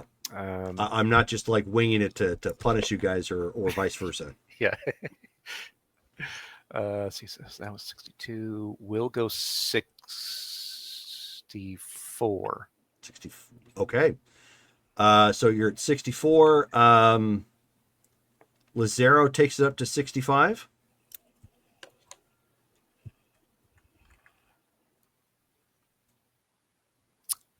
$67. Okay. The church jumps in again and takes it up to 70. And obviously, over the net. Obviously, Lazaro taps out at this point. Okay. Over the network. So that it's up to 70. You said right now. Yes. Okay. And over the network, he's going to be like the maximum I'm going to go to is 80. But I'll see what I can do here. And he goes to 72. Okay. So you go to 72. The cutout group takes it up to 75 immediately. Gray Church ends up dropping. So it's at 75. We'll go 76. Okay.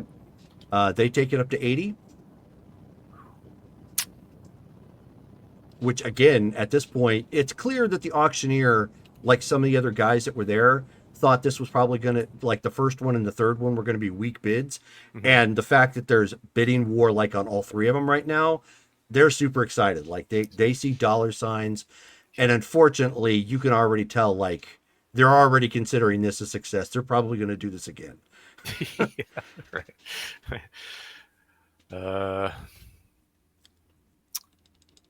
And I'm gonna go against what I said before because it's for my bro. We're gonna go 85. Okay, so at that point you took the jump and everyone's like, whoa, and so the cutout group goes 90. If nothing else over the network, if nothing else, this shows that we are not here to buy the last one. We have made a very significant push towards this one that will throw off the competition at the end. It's not a bad idea. That's true. And unfortunately, at this point, to make sure we can afford the last one, we're going to have to let this one go. So yeah, we'll back out from this one. Okay. So at that point, he announces, it goes over to, well, they don't announce it as the cutout group. Let me get you a name here real quick. This is the first one they've won. Which cutout group is this? It ends up going to Dr. Kraus. Which one were they? They were the cutout group, the unknown one. There were two. There's one that Midnight X directly said that's a cutout group. The first one was one was the China group. Okay, yes. What was the other? Okay, the other one is the one that just won. What are they called the again? lady with the glasses. Yeah, Dr. Kraus. Yeah. Okay. Gotcha. Okay. He doesn't know who she's working for. He just knows whoever she is, she's a representative for somebody who's doing a good job of staying in the shadows. Okay, so they just used her name. Yes. Is all. Dr. Kraus. Hyperion, have you heard that name? Have I heard of Dr. Kraus in like business circles or anything? No. Okay. No, you need more of it. You've got obviously what her face looks like, but you need her full name and right. Maybe her position. Like anybody can be a doctor, but is she like a specialized field or something? I mean, that would help. Okay. What was the price? 95. It went for 90.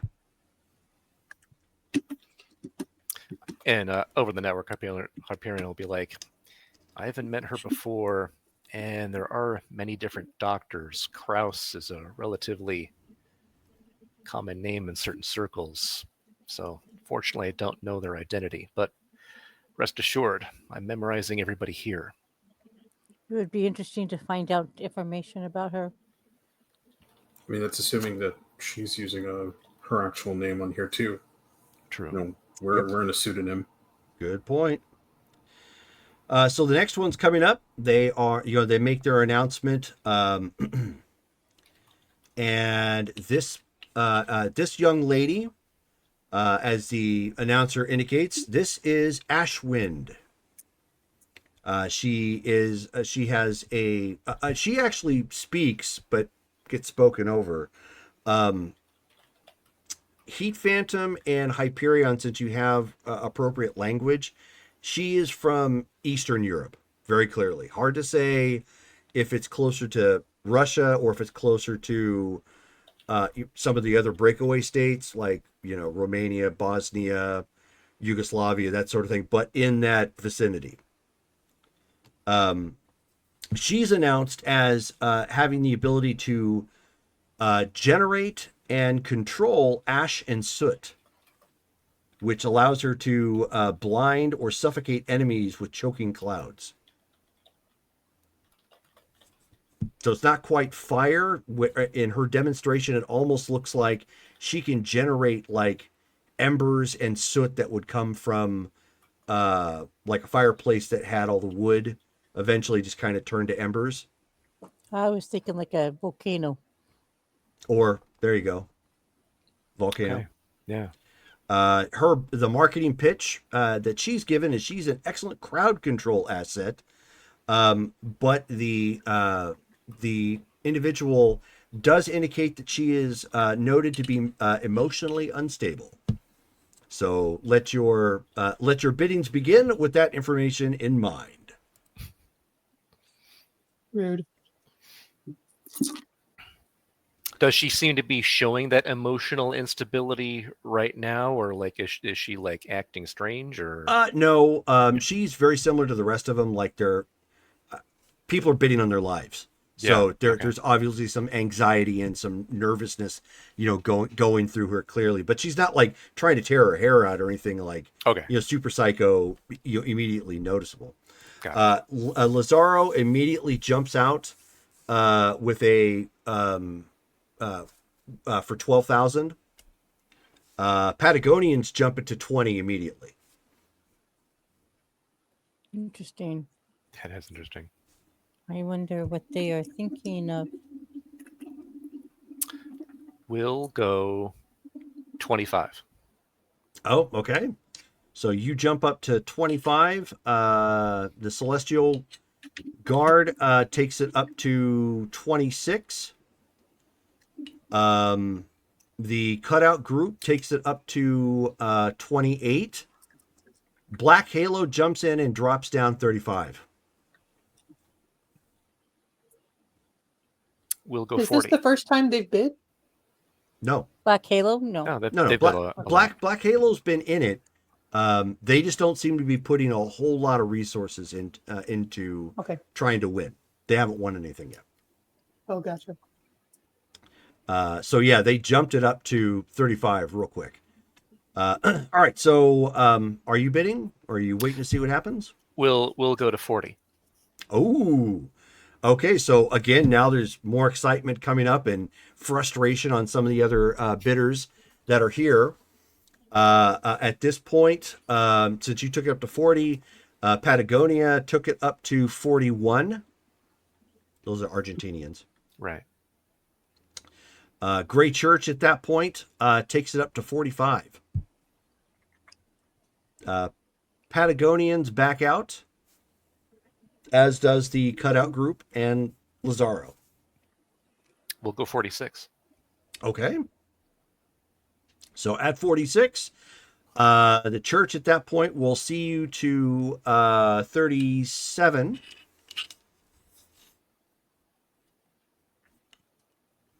For a 48. moment, I thought we were playing poker. 48. Okay. Yep. So you take it up to 48. Yep. So the church takes it up to 49. Black Halo drops back in to bring it up to 51. 55. Oh, okay. So not quite as strong as the other ones, but there's some interest. People are starting to talk amongst themselves again and suss it out. Urals dive in late with a 60K bid. Church comes up at 62. We'll poke that again at 63. Okay, Black Halo comes in at 64. The Ural Warlords take it up to 68. 69. 69, Nice. Dude. Black Halo has backed out.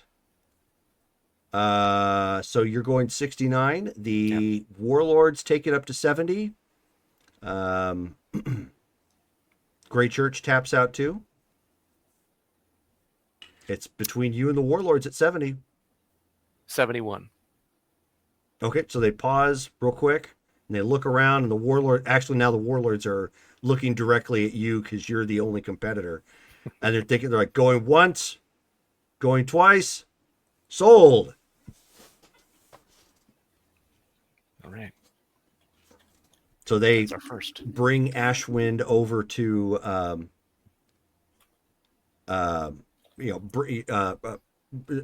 Ashwind is brought over to your area to wait, at the table. Or I should say, no, that's not that. They take it in the back because you got to collect payment.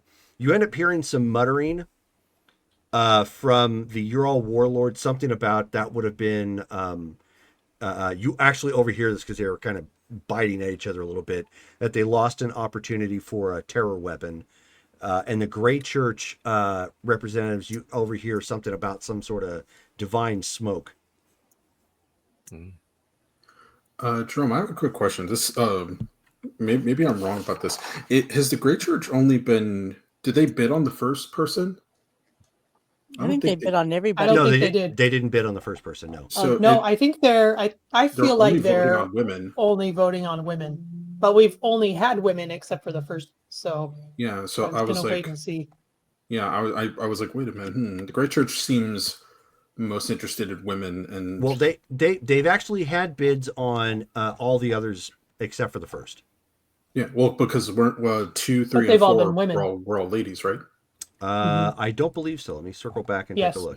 Because it was Frostbite, Holo Sonar, and Ashwind. I think So Frostbite is a female. Hollow Sonar was not.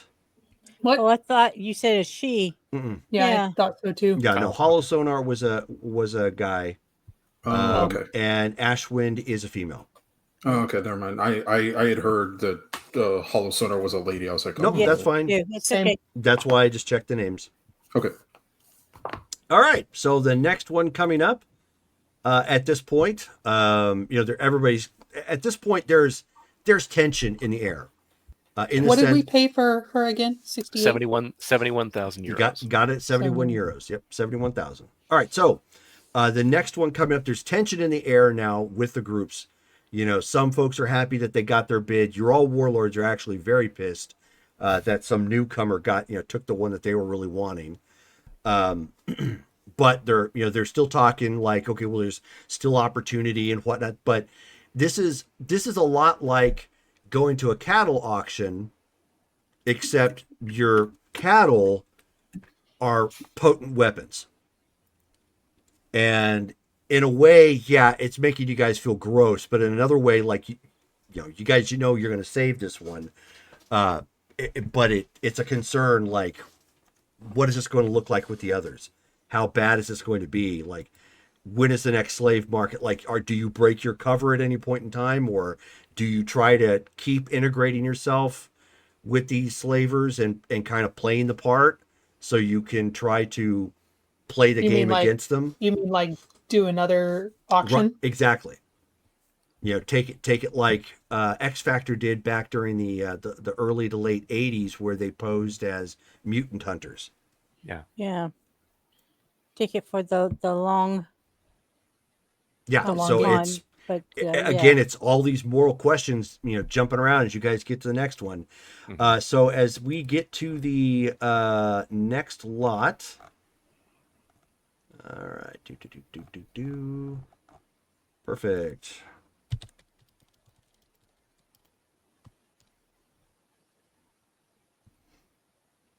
All right, so starting bid is at 10K again. This time you were all introduced to Red Stag, a robust-looking gentleman who, when he shows his powers, he has regenerating antler-like bone growths and is known for bursts of enhanced super strength. The marketing pitch for this individual is advertised as a gladiator or spectacle fighter and brutal in close quarters. He is also European looking.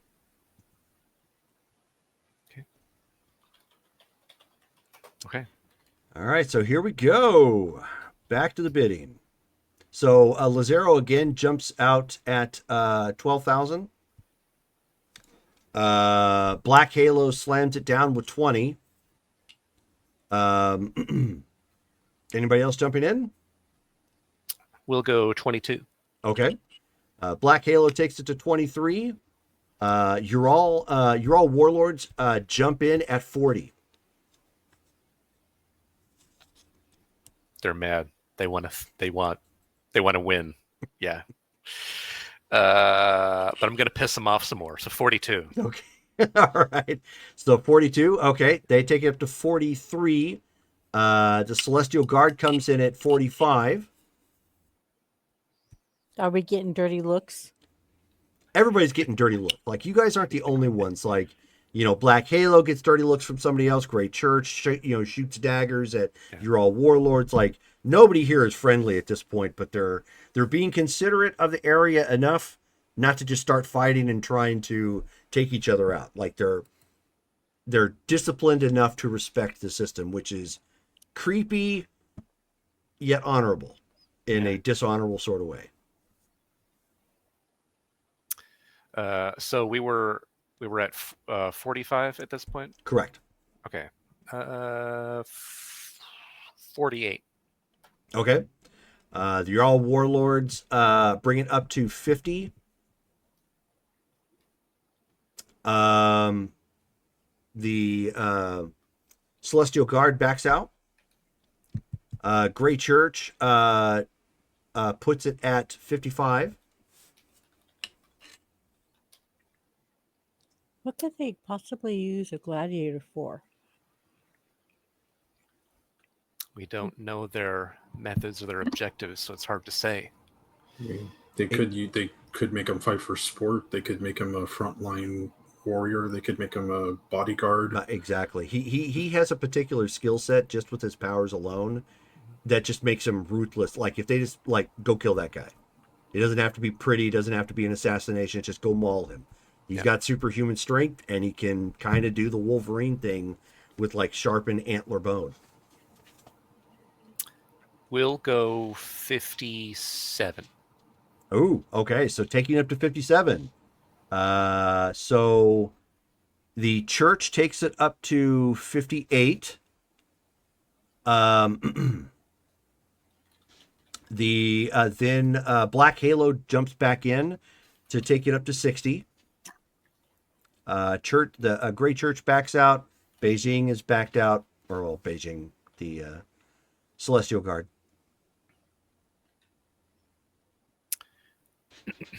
61. Okay, so like now they're back. Most of the other groups don't seem to be going in just yet. Like they're just kind of watching. Like maybe they don't have a direct use, but it's clear some of the others do. You're all at this point. What'd you bring it to? 61. 61. Okay. Black Halo will take it to 63. And then the Ural Warlords take it up to 85. Oh my god. Patagonians counter with 90. How many lots are there? Does it say in the catalog? 10. Okay. We're on number 5. Yes. Yeah. So they're at 90 now, and they're kind of at this point like Ural Warlords and the Patagonian Syndicate are both shooting daggers at one another. They're like, you shut up, he's mine. Yeah. So the Urals take it up to 91. Patagonians take it up to 94. Are you going to attempt to jump in? Patagonians have already won somebody. 94. We'll go 95. So at that point, Ooh. both groups look at you like, you son of a bitch. And so you're all taking spit on your mother's grave. the Urals take it up to 100,000. Patagonians take it up to 110. Urals take it up to 120,000. They kind of completely forgot about us. That was Urals. They haven't won yet, so this will make them use resources. We'll back out. Okay. So they put it up to 120,000. Patagonians go 125. And so they pause to look around. 125 going once, 125 going twice. Are you going to jump in or are you going to let them get it? Let them get it. Okay. Patagonians pick up Red Stag for 125.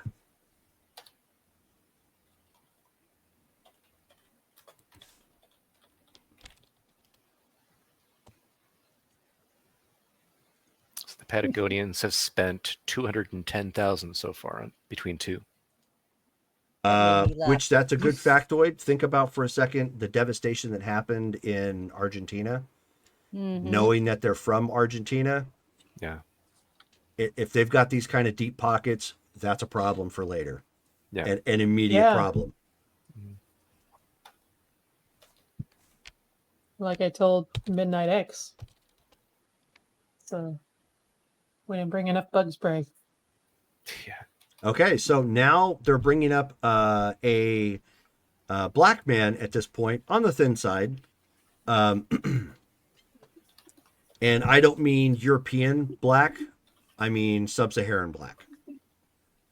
Not sure. Of course, they never say where exactly they're from, but obviously when you look at pictures, it's clear there's a difference when you come from that part of Africa as opposed to being, black from like Europe or America or whatnot. There's usually some Eurocentric, mixing in there somewhere.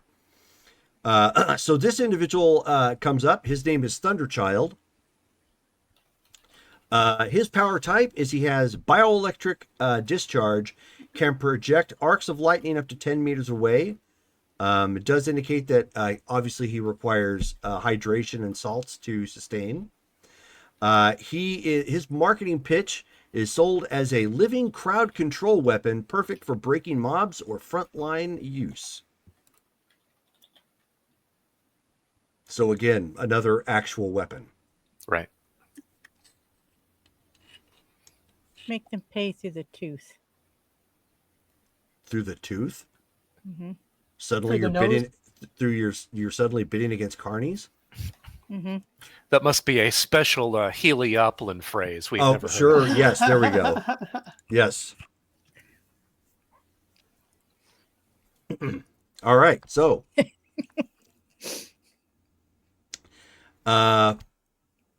starts at 10K. Again, Lazaro jumps out fast at 12K. Black Halo brings it immediately up to 20. We'll go 23. Okay. So at 23, Gray Church brings it up to 25. Black Halo brings it up to 28. The Cutout Group it takes it up to 31. Church takes it up to 34. 35. Okay. So it's at 35 at this point. The Cutout Group takes it up to 40.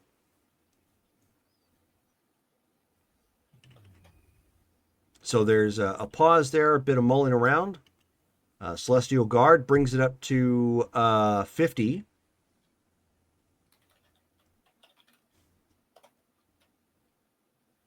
We'll go 51. Okay. 51. Celestial Guard brings it up to 52 again. At this point, Gray Church has folded. The Cutout Group has folded. They also make a note again. Now that you guys notice that. We'll go 54. Okay. You can definitely see, frustrations growing at this point as, you're in lot 6. You said 54? Yeah. Okay. The Celestial Guard brings it up to 56. Black Halo jumps in at 65.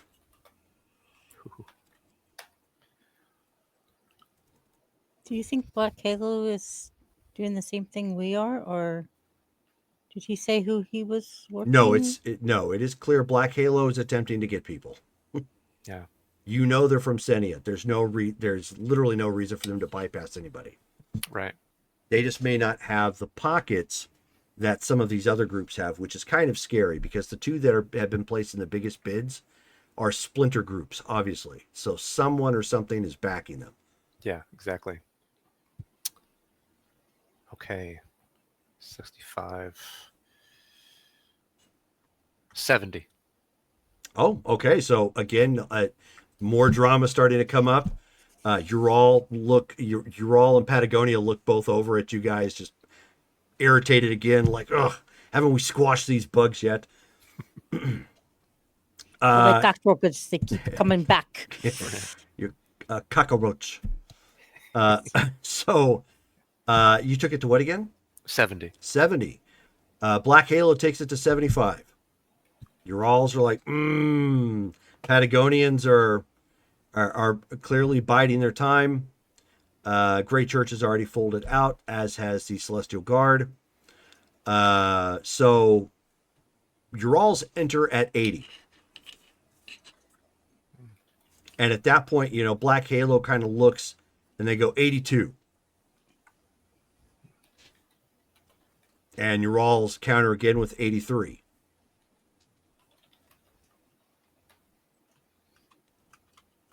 $85. So at that point, you see that people are irritated heavily on Black Halo's side, and they step back. So you said 85. Ural steps in at 90. Okay. 91. So they're back and forth at this point, looking around. Patagonians come in at 100. The Argentinians again. Yeah. Yep. Where are they getting all this money? So now, Yeah. now to beg the question: are you going to keep trying to ride things up, or are you going to allow Patagonians to land a third one? So no, yeah, that's the problem. So we'll go 110. Okay, so at that point, like everybody's starting to look around. Ural warlords are a little irritated, and they don't seem to have folded, but they're heavily discussing, finances among themselves. And you said 110? Yeah. Okay, so they start again. Everybody starts, mincing around, and at 110, even Patagonians starting to look, and they're debating. They're going once, going twice, sold. 110 euros. Did we just buy another one? Yes, you did. We did indeed. Yep, we won another one, Thunderchild. We should start our own army. Are we gonna have enough for? Or your own school of the gifted. That'd be funny if the ones we win happen to have like perfectly like simpatico, powers. They have their own Legacy Junior, Legacy Junior. The JV team. It was gold and blue team. Yeah, there you go. Yeah, nice. East Coast, West Coast. Yep, gold and blue. Yeah. So you guys got Thunderchild, and you ended up getting Ashwind. Ashwind. Okay. Well, at least we're getting the crowd control ones out of their hands. The ones that could do the most damage. And we're learning that the Argentinians are clearly being backed. We'll have to look into that further. Okay, so that was lot 6. 6. Yeah. Lot 7.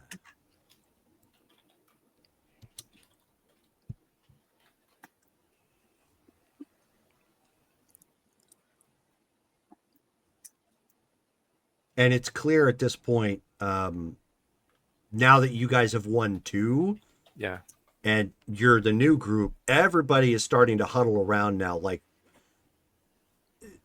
Who are they? who are they? Obviously, but also, okay, we need to look at this differently. Like they kind of came into it knowing some of the players that were going to be here and probably had an understanding of what they could do. Now all bets are off. Now everything is clearly starting to change because there's like, okay, no. They're actually serious, and they just ganked 2 people with whatever groups, that we have been interested in, as has the Argentinians. So this is a future issue. Okay, so the next one who comes up is actually an interesting one. She's a female and clearly South American or Central American to some degree. She is called Glass Serpent, and her demonstration of powers is she can transmute her skin into a crystalline glass-like substance that cuts on contact. Her body can contort unnaturally. She's pitched as both an assassin and a gladiator, both beautiful and lethal. Obviously, her powers are unstable under intense heat. Bidding starts at 10. Urals immediately jump in at 15. Patagonians. I thought you said 50. I was going to say, whoa. Yeah. Patagonians take that up to 19 immediately. We'll go 20. Okay. So there's a little bit of kind of him and Han. Black Halo jumps in at 25.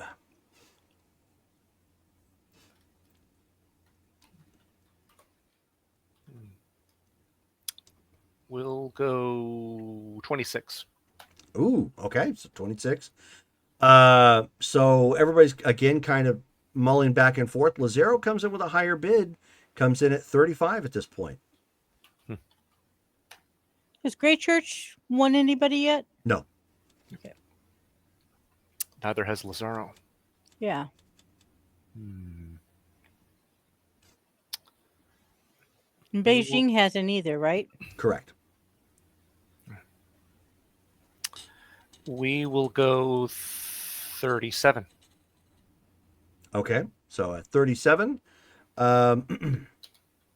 Lazaro bumps that up to 38.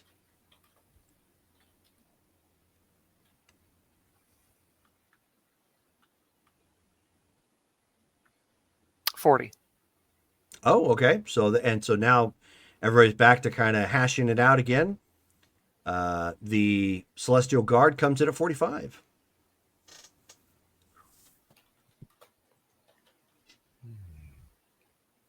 At this point, Black Halo and the Urals fold. The 4-year-olds. They just can't win. We'll push that up to 47. Okay. So at that point, at 47, you come in with a bid at 47. Lazaro and the Celestial Guard start immediately dueling, taking it up to 55. Which at that point, Celestial Guard holds. Or folds, I should say. The cutout group then takes it up to 60. And that's the one led by that Dr. Cross? Correct. Okay. Let's see here.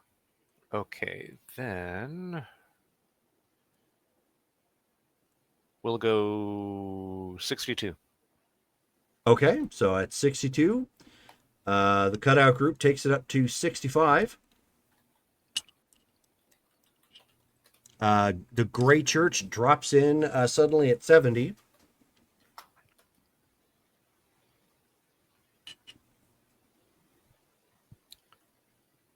We will go 75. Okay. Lazaro has dropped out at this point. It's at 75. Grey Church takes it up to 78.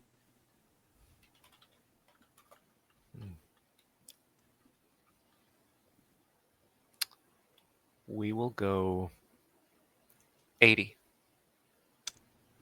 Okay. So everybody starts, looking around at this point, and debating it. Grey Church comes in at 81.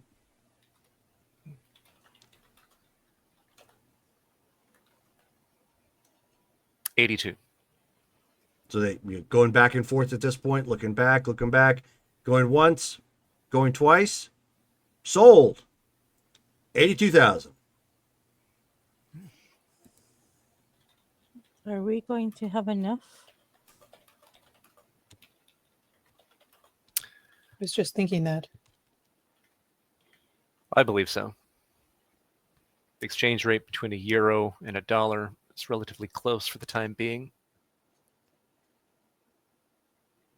Unfortunately, I have deep pockets. Okay. Are you worried? Are you maybe worried that we might be? I'm glad that we're helping these people, but I'm also worried that that these guys might have deeper pockets. Especially if we don't force them to spend them.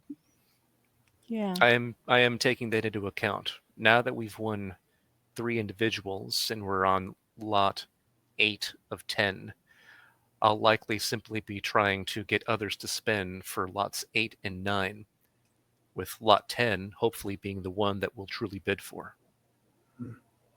How rich are you, by the way? I actually don't know. None of us do. I suppose you're going to see. Won't that be All right. fun? I mean, I know how well the company is doing. Oh, but, sorry. It's not 10 lots. There's 8. Oh, Oh. so this Apologies. this Oh. last one is it then? Yes. Okay. Okay. So Even at better. this, so Can we get a refund? No, okay. so at this point, obviously the auctioneer is thrilled. Prices at this point for everything coming up to this greatly exceeded what he expected. Yeah. The room, however, at this point has They hate us. decidedly turned against yours. Oh yeah, they hate us. We're gonna get jumped in the parking lot. So keep that in mind. They're gonna steal our Everybody lunch is money. is like cuddling, or they're huddling around and they're talking, but the way they talk, it's hard to tell. Like, it's hard to tell what's being said. All you guys know is, as the new people winning three of the lots, and to some groups who really wanted them, that is getting them angry. One of them They're that can't definitely hide gonna it. steal our lunch money. One of them that absolutely cannot hide it is Sister Alina from the Gray Church. You actually overhear her referring to you guys as false prophets in the room, and she is livid. Okay, crackpot. Right? Whenever Hyperion hears these people, saying these things, and we've thwarted them, anybody who's looking at Hyperion will see he's got a smirk. He's definitely glad that he's kind of beating these people at their game, trying to buy these slaves. Mm-hmm. How much did we buy Glass Serpent for? 82,000. 82,000. And I think Shone would just raise her class to them. I'm gonna hold on to Hyperion's arm like I'm really pleased with how he's doing. Kind of act like his +1. Nice. Yeah, because I forgot I was the logistics. I can't be his arm candy. You have to be. Right. Right. You actually have a job here. Damn it.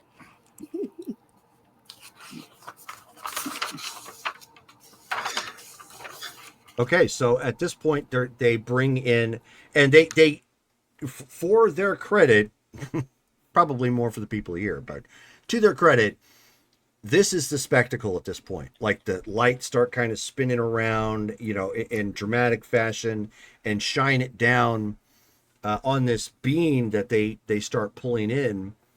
This is lot 8, though, right? This is lot 8. Yeah, the Okay. big one. This is the big one. The Wait, big the surprise. one that the what? This is the surprise. Yes. Okay. So at this point, I bet it's someone we know. I don't. So at It's this point, Sledgehammer. She'd be like, he's just finishing a burger and then looks around at the room and like, what? How did I get here? Where's the color come from? Isn't this how you started dating him in the first place? But I'm pretty sure he was on a poll. So oh my gosh. So at this point, the announcer gets very dramatic with everything, and he says, "This is the grand surprise. This is to bring you back, bring all of you back for later bidding. Once you realize just how extensive our inventory can go." And so everybody, at this point, for a brief moment, they've stopped paying attention to you guys and hating on you. Like, okay, maybe we can wrap this up with whatever the heck this is and pull out a big win. And as they unveil, because it's actually in a container, and it is an alien-looking creature that looks very similar to mind flayers. Oh no! So it's humanoid-ish, but has like long kind of tendrils coming off of its, off of its face. It's got a mollusk-looking kind of body, in a sense. And he says, "Behold, Caliph the Bound." What on earth? And he says, "This, my friends, is not only an alien. It is an alien beyond the reaches of the known galaxy." And everyone's kind of like going, "Whoa, you mean like?" Obviously, they have some understanding of that now because of the war, and now you can see the dollar signs. Like everybody is starting to get in on this, whatever it is. And he says, "This particular individual has the ability of flesh warping. His flesh warping manipulation allows him to build carapace, blades, elongated limbs, and he also has a psychic whisper that induces paranoia." And you can tell that the restraints on this guy are like very heavy bioseals, and he's got some sort of neurosuppressant going through him, so he doesn't, do anything. But that tech is alien. Clearly, it's not something these guys came up with. So then the other guys are seeing dollar signs because they're like, "We get everything that's with him, right?" And they're like, "Yes." And so immediately they're going like, "Alien tech, alien. We're all in." Like everybody's got some form of look like at that point. And the marketing pitch is, "This is the prize of the auction. An alien weapon that can be broken into obedience. Priceless knowledge, priceless terror." Does it look familiar to No. anything that we've seen? Okay. No. Hey, it's Billy. Hey, Billy. Does the tech look familiar at all? No. Oh boy. From Outsider Galaxy. Okay. Does it have the number we were looking for? The serial number on it? It actually does not. Shoot. Which means that code may be for someone or something else. I take a look at now, seeing all that and using that information, taking a look at like the number we're looking at. Can Hyperion like piece together what that code what the number might actually mean? I'll tell you what. Give me a reason check, and get a red result. Spend some karma. Yeah. Chameleon. Chameleon. Uh-huh. Chameleon. Let's see here. 390. Okay. While he's doing that, can I do an empathy check Sure. for like the room in general, but also like the alien specifically? You're going to need to make 2 rolls then. Okay. 1 for the room, 1 for the alien. Green for the room, Okay. red for the alien. Oh. Nice. So is it okay, everybody, if I dip Yes. in? Yes. Okay. All right then. Yes, the third. Okay, so Matt is the 4th. Yes. we're just gonna spend 90 karma then to ensure this happens. Shut up and take my karma. Wait, what's your reason? Amazing. And you have to spend 90? To ensure a red. Oh. Mm. Oh. Yeah, we have to have. I'm actually looking at the chart right now. That's how I know. Okay. And boop. And all right, red result 134. Gee, look at that. That's Okay. awesome. Yay. All right, so Lightbringer. The room is excited, anxious, and growing tension because they know Really the bidding's going to get super ugly. In particular, the emotion is going against your team. I was going to say, like they're everybody's really hoping gonna- that we drop dead. Everybody is going to be bidding. You get the opinion that everybody's going to be bidding as hard as they can, especially to knock you guys out. the emotions coming off the alien, which was super difficult to pick up on because, again, alien. It's an alien mind. But you pick up the fact that he is sedated, so he's calm. But clearly, in the back of his mind, the hidden emotion that's there, while it's still alien and difficult to read, you do think he is concerned about what all this means. There is a level of confusion. So over the network, do not bid, do not look interested, hold off until the last moment when the bids end, and jump in at the very last moment. Sound advice. I concur. What would you all think if I attempt to bring him into our Crown network? What will you try to communicate to him? Just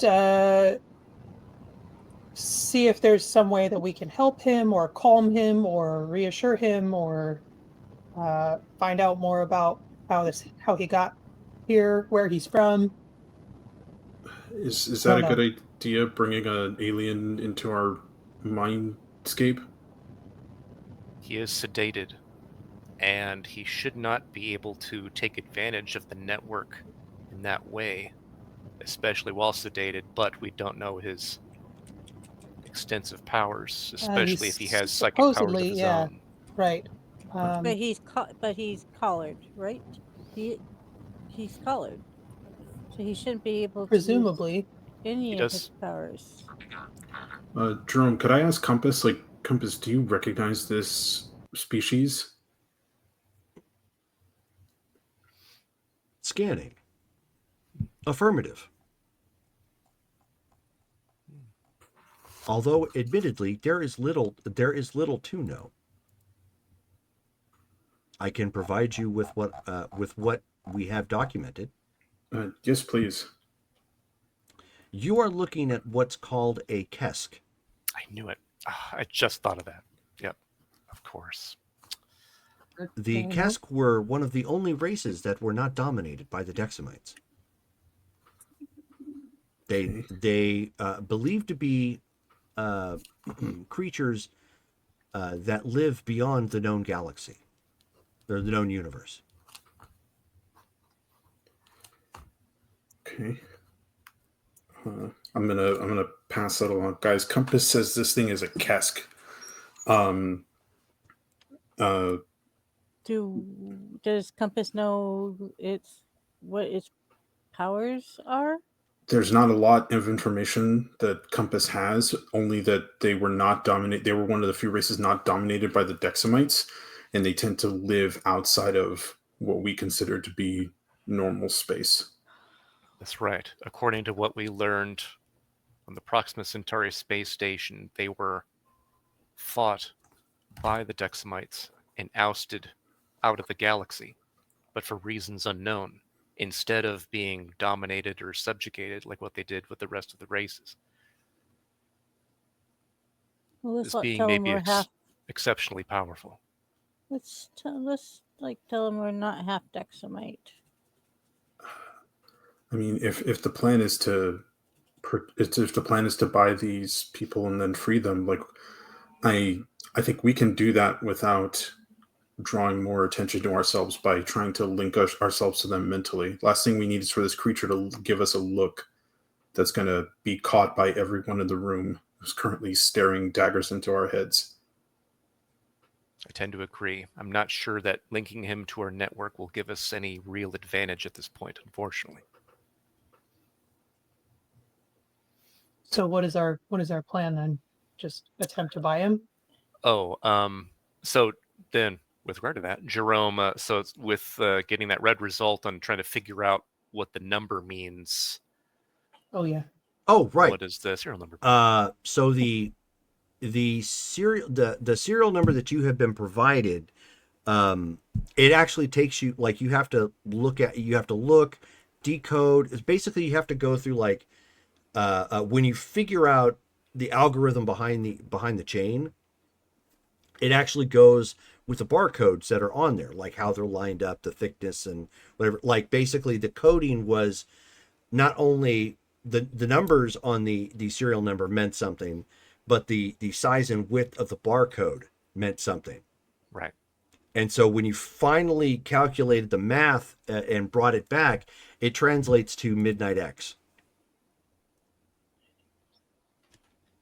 So it was a signature, not a.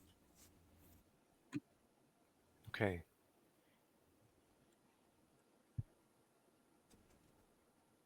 What if I bring Midnight X into our network?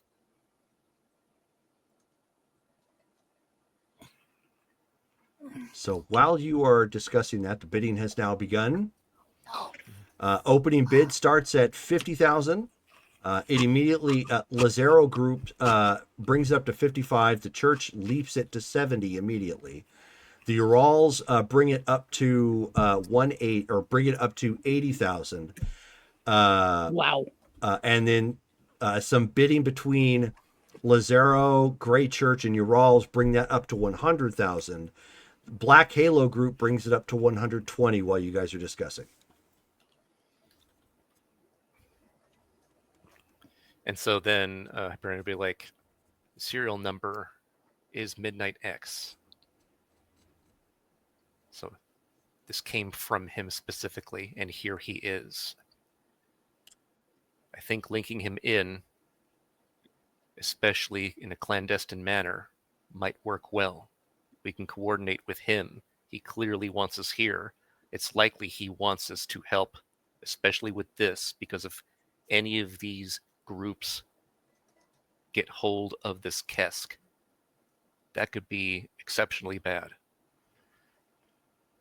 He warned me that we have to follow through. Do you think that meant that we have to win the auction? Could be. Either that or play the roles we've been playing so far and not act like the heroes we actually are, because we'd be outnumbered. Right. I wasn't sure which. You did get a sense that we should keep a low profile, but if we're going to bed, you better bed. So well, should I bring him in? Yeah, so go ahead and bring him in, and while she's doing that, I'll bid 125.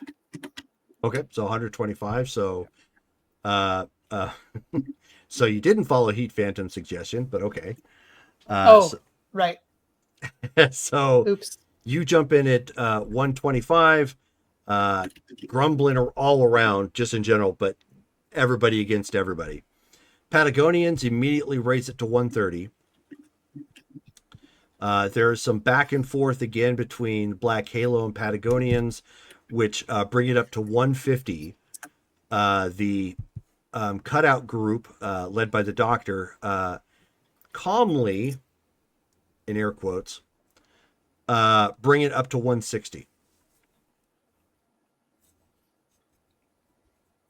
Do I need to roll psyche? Yes. Okay. How far do you think though it's going to go, Hyperion? Green. Okay. They'll likely use the entirety of the rest of their budgets, whatever that is, in order to acquire this Kesk. It's hard to say. So I'm gonna say beep beep. Welcome to the Crown Network. And he's like, "Oh, cute! You have something that mimics the Signet from New Prussia." Were you expecting the Kesk? I knew it was something big. I didn't expect this. How do you want to play this? You're probably going to need to keep playing the roles that you're playing. But look around the room. Do you want any of these groups to wind up with that thing? Obviously not. I think we are some of the very few who understand the implications of anyone else getting him. if you win, be ready for the fallout. No one's going to do anything here, but you're not walking out unscathed. Well, more like they're not going to walk away unscathed. Okay. I wonder if we could get our new friends on our side and get them to fight with us. They currently have inhibitor collars. I know they do now, but maybe if you we do, can... you blow your cover. That too. And you're right. and this ring goes back underground, and we can't track any of these guys. No, you're right. Okay. Well, in order for them to come after us, they will have to find us. And once we get our winnings, it would be very easy for us to disappear without being seen. Well, then make sure that happens. And then while you guys while you guys are talking, more bidding, hits. So the cutout group takes it up to 180. By the way, this whole time the church has been chanting. The celestial guard drops in at 190. And then again, some of the other groups, Patagonian and the cutout group, are bidding some more, which takes it up to 200,000. The Great Church jumps in at 210,000. Goodness. Well, we're definitely not letting the spawn of Satan get him. I thought we were the spawn of Satan. Oh, his name is Stan. Get it right. Well, maybe if my you, bad. If Stan Electrum. Yeah. Then the Ural warlords drop in at 220,000. The Patagonians countered at 240,000. Black Halo digs in at 250,000.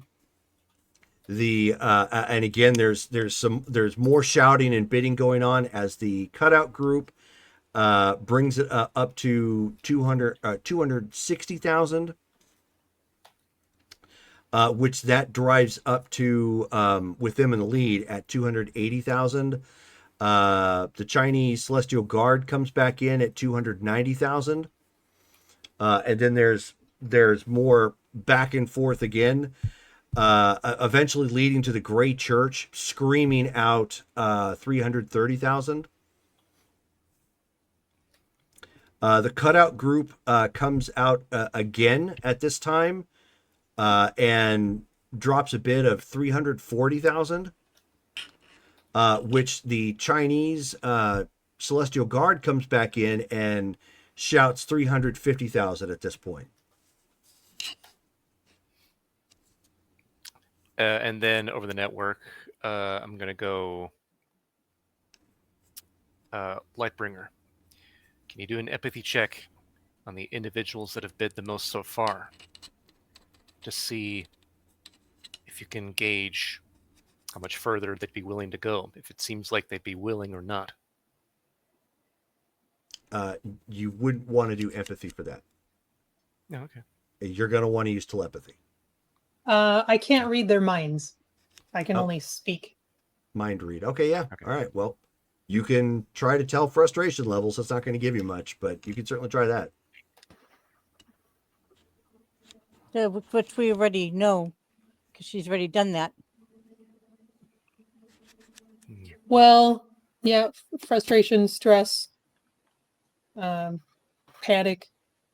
Would it be too much then to discern for you when you're scanning them? I could try. Yeah, you have to make the roll pretty quick, one way or the other, because he's about ready to start shouting out, going once, going twice. The network. Yellow. I predict the end of the auction will cause quite a conflict among all lost. Yellow. Be prepared for action immediately. Right. Okay, so he says, going once, going twice.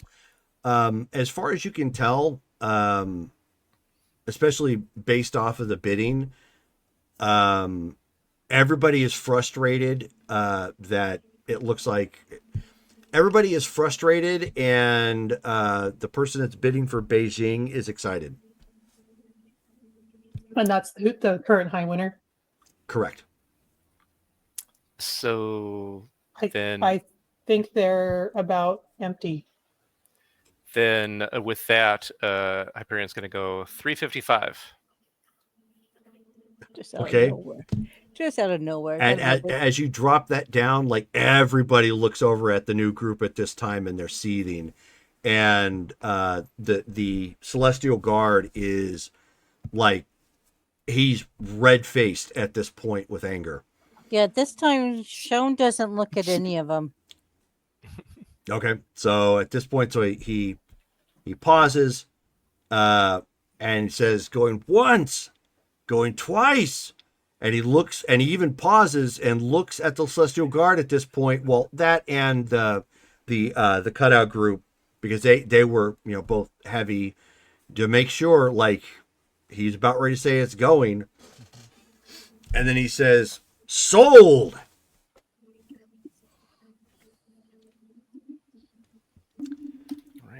All right, so let's add up how much money you guys have just spent. Yeah. Okay, I've actually been doing that. Let's see this. We've got Ashwind at 71,000, and then Thunderchild at 110,000. Glass Serpent at 82,000. Probably don't work in cash, do they? Can we give American dollars, or can we just give him a traveler's check?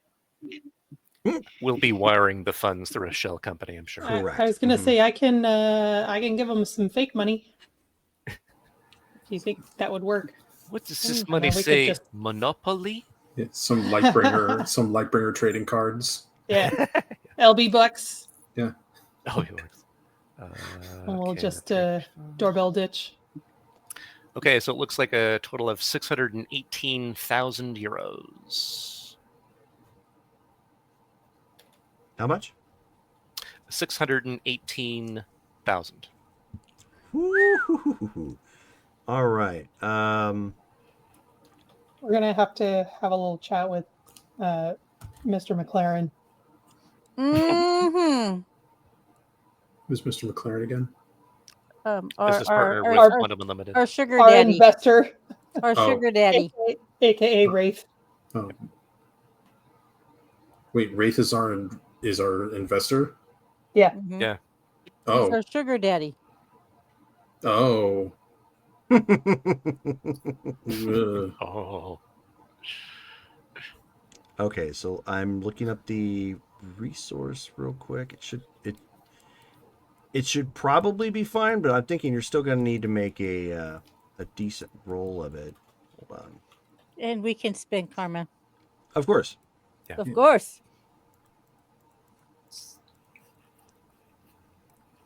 I Surely was it gonna look- say spend all the karma, but don't spend all the karma. Oh. Just spend what we need to spend. Oh. it's like that Gary Oldman like thing. Like, how much karma should I spend? Everyone.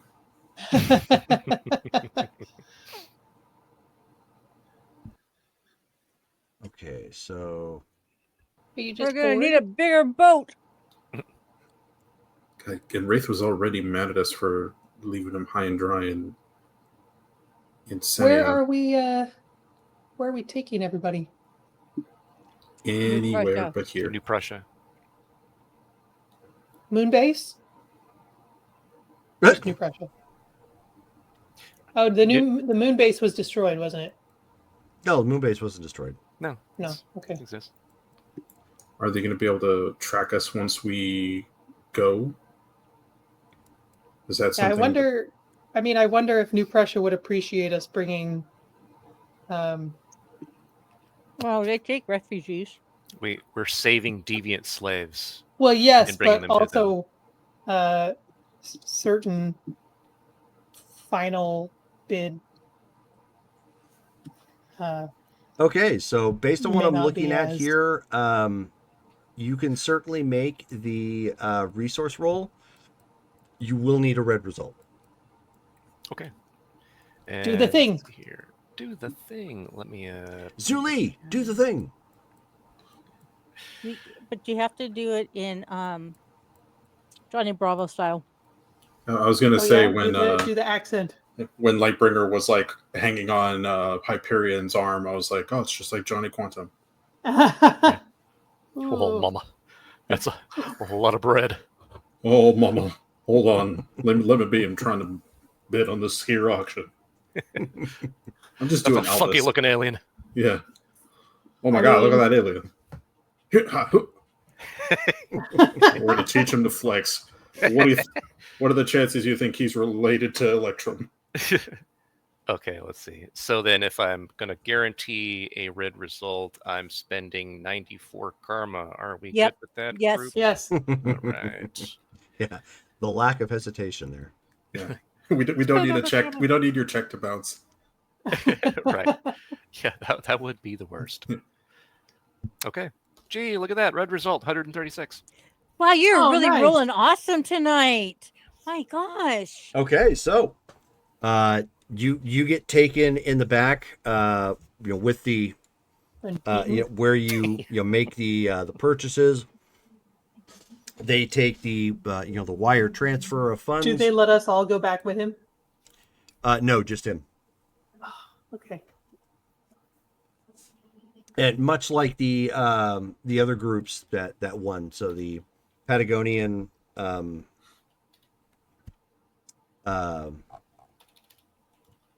Argentinians, so Patagonian Syndicate.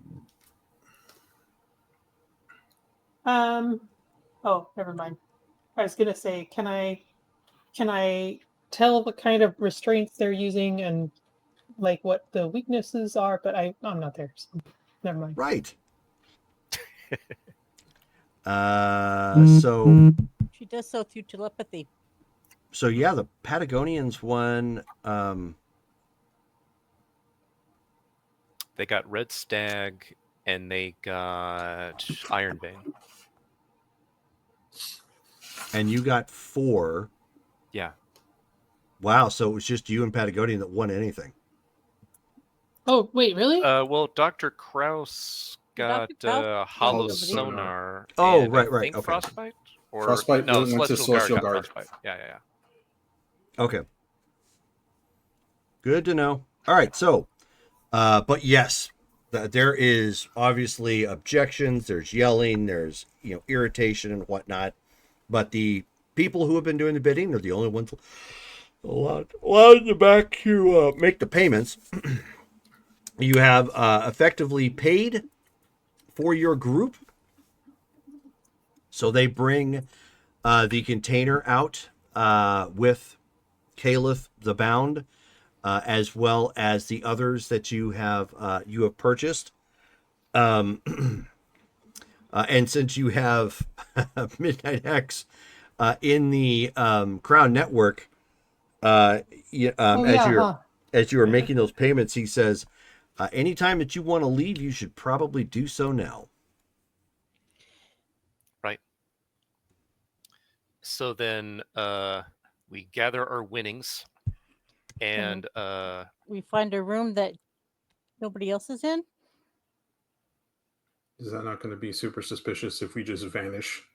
Well, let them figure it let out. him There deal. there Oh, aren't wait. there aren't rooms. This is a botanical Oh. garden. yeah, we're out in the open right now. That's right. Is the container movable? Yes. Is it on like a wagon or something? Yes, it's on a Red Rider. It's a radio flyer. Radio flyer, yeah. Yeah. Yeah, we're probably going to need a truck or something. I mean, how big is the container? With the cask in it, Mm-hmm. Yeah. it is twice the size of a refrigerator.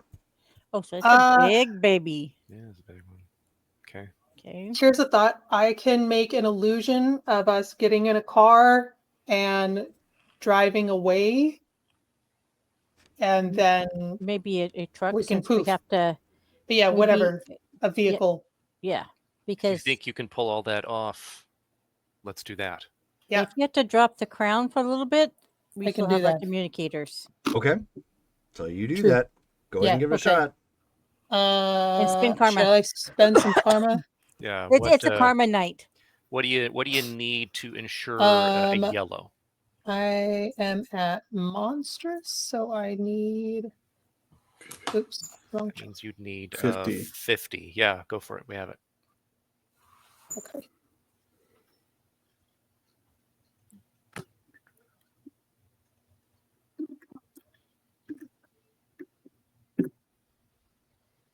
What? Ooh. Yellow. Oh, yellow. Good. Oh, I was gonna say what? Okay. What? Good So- spend. You We take are a just on moment fire. to hide everybody and then create an illusion that you had some sort of vehicle on standby and everybody is starting to load into it. It's taking all of your mental capacity to do so I'm fine with Because dropping it's- the crown. because it's, not only your team, but it's also, 4 other individuals. And you can see that some people are starting to go over that way, like they're about to ready to confront the group over what it just happened. Hyperion, are you gonna get everybody out of there? Yeah, exactly. So once we're able to drive the van and us to a spot that maybe where we turn a corner around another building that's around or something, then I'll open the conduit so we can drive through it, get out of there. Well, we're Well, not in the van. I was gonna say, yeah, you guys don't have a vehicle that you're in. You came here in a limo. No, the illusion. We just need faked us. for the Yeah. the Oh, okay, so you made an illusion of us leaving or whatever? Yeah. Mhm. Yeah, Oh, okay, gotcha. once we are gone, physically gone, the illusion will leave. So Okay, will Hmm. dissipate. got it. Okay. So basically, So I- she's got you yeah. guys invisible yeah. and an illusion directing them elsewhere Okay. to buy Right. you time to open up the conduit so everybody can bail. Okay, yeah. Then Right. yeah. I'll- So I'll- as soon as our vehicle turns the corner, then we can disappear. Yeah. That's what I'll do. I'll Our carry illusion. the Our cast. illusion turns the cover. Yeah. We'll Okay. Open up the conduit, get out of there. I'm like, And I'll I make already it drive have a little faster. I already have a conduit saved to New Prussia, so just boop, open it up, Okay. and we go through. All right. So you guys end up going back through relatively quickly. All of the individuals that you're with are clearly shocked that had happened and that you're immediately someplace else far away from where they just were. Obviously, your entrance through a conduit is triggering alarms. So slightly irritated side police are coming out of the woodwork to investigate what this intrusion was. It's just us. Of course, I mean they know that now, but then they also see that you've got other individuals with you. Yeah. You may need a quarantine or processing body. We have some refugees for you. Okay, and they're going to start getting with that. I need everybody to give me a psyche check. Okay.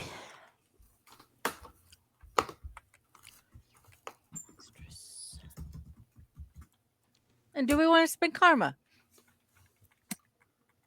Well, everybody's rolling individually, right? Yep. Yeah, exactly. I was being a smart aleck. Oh, okay. I got a yellow. Yellow. Yellow. Let's say yellow. Yellow. Oh, Matt. What happened? We Matt's were on a rolling roll. life I strikes rolled again. dice. Oh. All right, so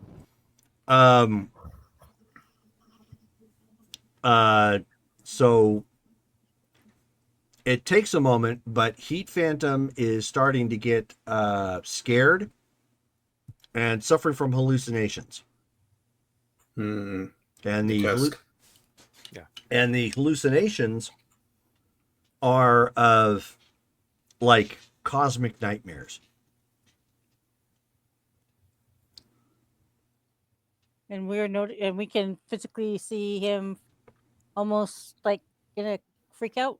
Starting to get super edgy, yeah, uncontrollably. Do the rest of us feel anything? Hmm. Okay. We need that Kesk to be inhibited right now. Or we need to communicate with it. Him. Either way, we need to get it to know that we're not I- we're not gonna hurt it. We're gonna free it. I assume he. Oh, go ahead. Yeah, the hallucinations. So, are they like 100% different from the world I was in just a moment ago, kind of thing? Oh yes, it's like cosmic horror, H.P. Okay. Lovecraft like stuff. So, I feel like Phantom's kind of first response would be to run, take off, basically, Okay. looking for escape, cover. I just switched dimensions again, so now I'm and he runs fast, huh? Yep. Yeah. So Well- there's a moment hesitation where he starts really freaking out and then just bolts. Boom. Pulsar, you're the only other fastest one. We don't need to stop him. If he's not going to hurt himself, then maybe he might actually run outside of this thing's influence. Oh, is that what's happening? That seems to be what's going on if he's acting that jittery, and we know this thing induces paranoia psychically.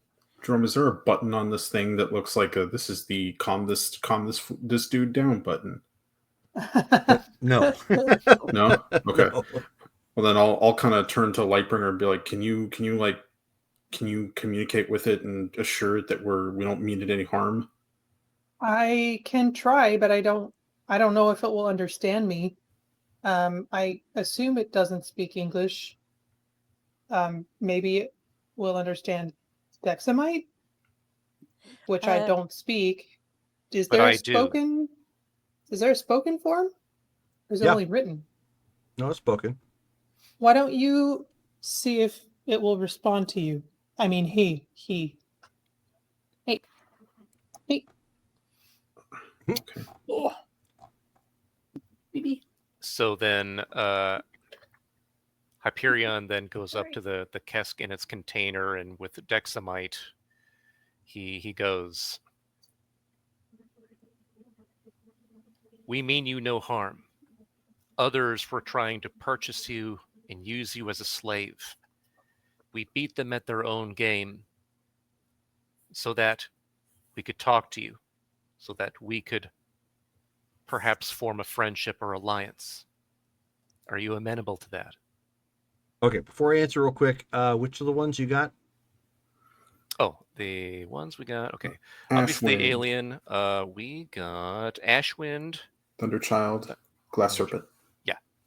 Okay, I need that slower so I can copy the information down and provide it to you. Oh, sorry. That's Ashwind. Okay. 1 second. So there is Ashwind. Okay, and okay, next one. Thunderchild. Thunderchild. Not to be confused with Thunder Thighs. Or Honeychild. That too. I don't Honey know. Boo Boo. Dang it. Sunny Boo Boo in this universe? Maybe. Okay, so you said Ashwind. I don't think she was born yet. Thunderchild. Yeah. And Glass Serpent. And then, Glass Serpent.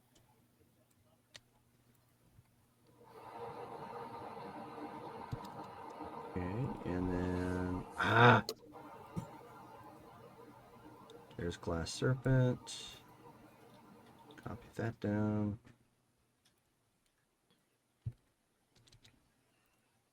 And then the Kesk.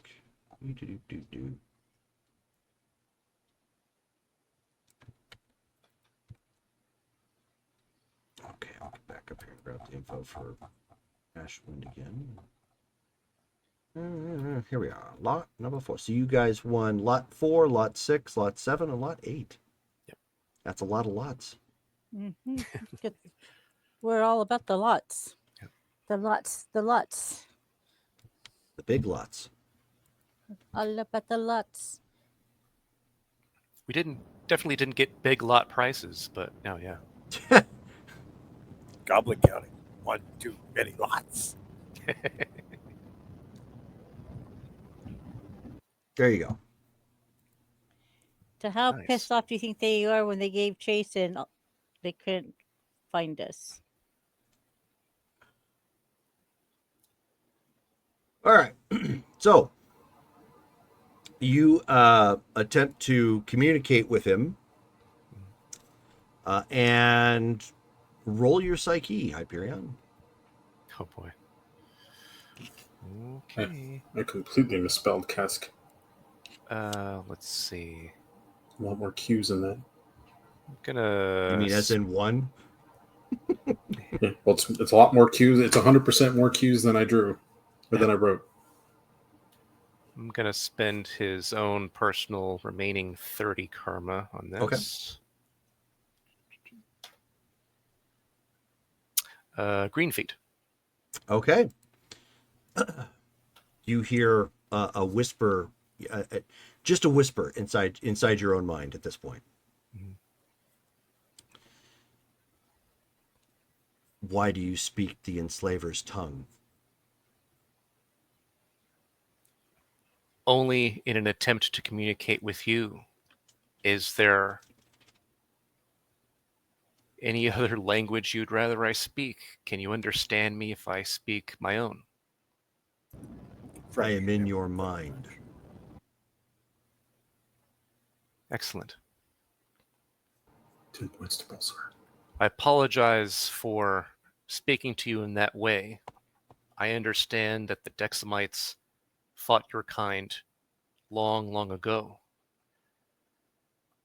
But we are not your enemy, and the Dexamites are no more. How was it that you made your way back into this galaxy so that you were then captured? I am a vanguard. Oh. Does that mean that others will be following you to the Milky Way then? Perhaps. Is your plan to reclaim what you had lost before you were ousted from the galaxy?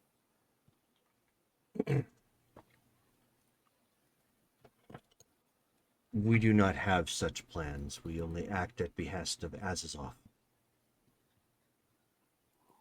1 second. I know what that is. Looking that up in my... Oh.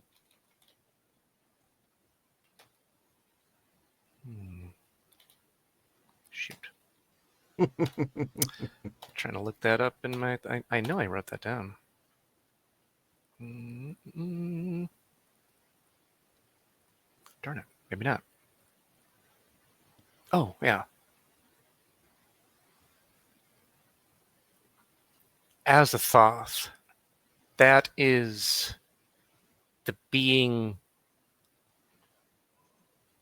that the Demiurge was trying to defeat.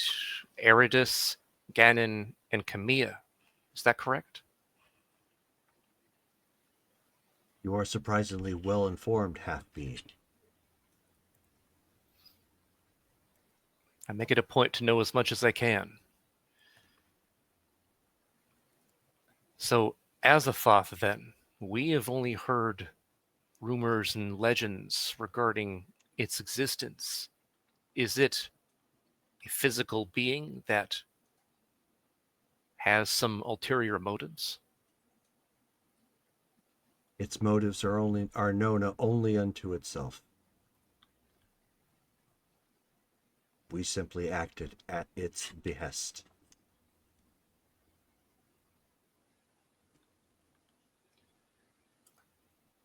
Why would you act to its behest? It is what we were created for. Did Azathoth create you? Correct. Out of the primordial chaos. I see. Then the Dexamites were your enemies because they followed the Demiurge who was opposed to Azathoth? They did not follow the Demiurge. Their super science eschewed much religion. Do you know then why there was that war between your kind and the Dexamites? They did not wish to have Azathoth cross over. Cross over. Where is Azathoth now? The Lord of all things is between realms and slumbers.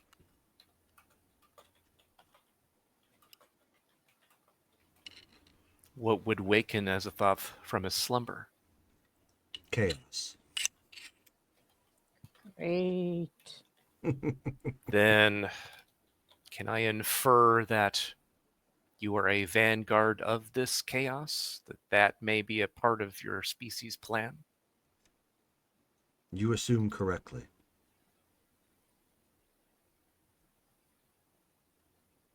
I would like to think that you'd be a reasonable being, you along with others, to not sow such chaos for this other just because they're your creator.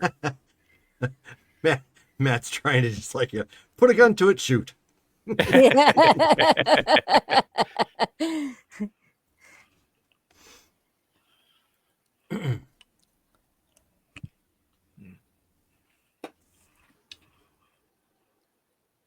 We have survived millennia of your time. We understand much.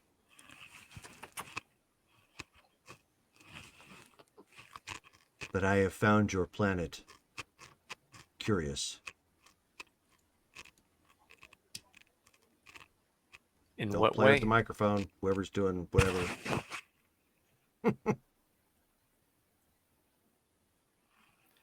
In what way are we curious to you? You are creatures of chaos.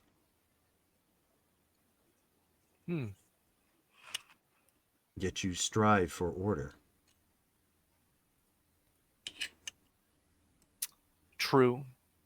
Chaos, entropy, is a natural state of being for our reality. But if entropy were to reach its maximum, that would simply leave nothing stable. Nothing would function. Neither would life. Therefore, fighting for order is to make sure that entropy doesn't win. Everyone wants to live. No one really wants to die unless they have to. But the entropy is necessary. It is. Chaos is change. Life cannot sustain without chaos.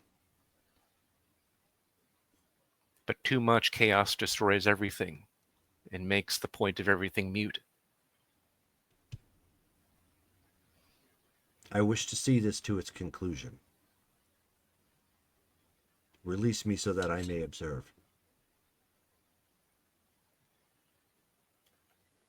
We would need guarantees that I'm not sure you'd be willing to make. It seems that you've already been affecting the mind of one of my people. That is a natural state. Then you can't control that part of your psyche? That is who we are. Your people do not comprehend the fourth dimension. Fascinating. And as such, it bleeds from us. Unintentionally. I see. I had a similar problem before, but not with dimensional space. I understand. It's a natural part of you. With that said, you understand that because of that, you pose a danger to all those around us. We are not used to that fourth dimensional leak. It affects psyches differently. In reviewing your mind, you seem to understand crude quantum mechanics. That's true. Perhaps you could develop something. Give me time. I may be able to create something that you can wear that will suppress the effect that you have on others inadvertently. But that means I would need to study you and what you're capable of. Of course. I understand that there is significance in what you have done. While I do not understand your currency or the need for such things, you feel you have made a great sacrifice in bringing me here. You're correct. I know it does seem complicated, and that's because, frankly, it is. But we did what we did because that's what we do. As superheroes, we try to do the heroic thing whenever possible. You didn't deserve to suffer. And we were hoping to find out who you are and what your intentions are. It sounds like you are at least amenable to that. So if you're at least willing to be non-hostile and you're willing to be researched temporarily, I'll do what I can to create that device so that you can move about freely without harming others inadvertently. For such ability, I will trade knowledge. Knowledge that's unavailable to you. Knowledge you would not have found on that Proxima Centauri system. Excellent. Much appreciated. But in doing so, I must forcibly disconnect you from the Ixis network. I see. Jerome, with that said, I know that that could impact someone else. With that, like, can I tell if that would be an immediate problem for Hyperion? Would something be happening, or would that just mean kind of going against it's hard to say. You know nothing about the Ixis.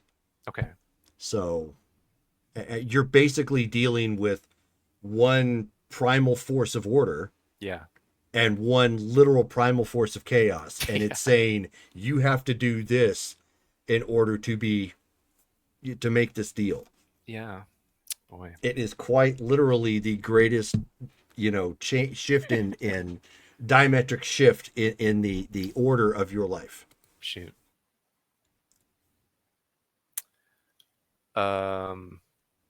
So he says, I may be amenable to that, but let me ponder that while I develop the device for you. I appreciate the offer. Of course. Right. So at that point, then he turns around and are there any other like New Prussian guards or anybody who's like arrived at this point? Oh yeah. They have actually at this point, because some of them were starting to get edgy around him as well.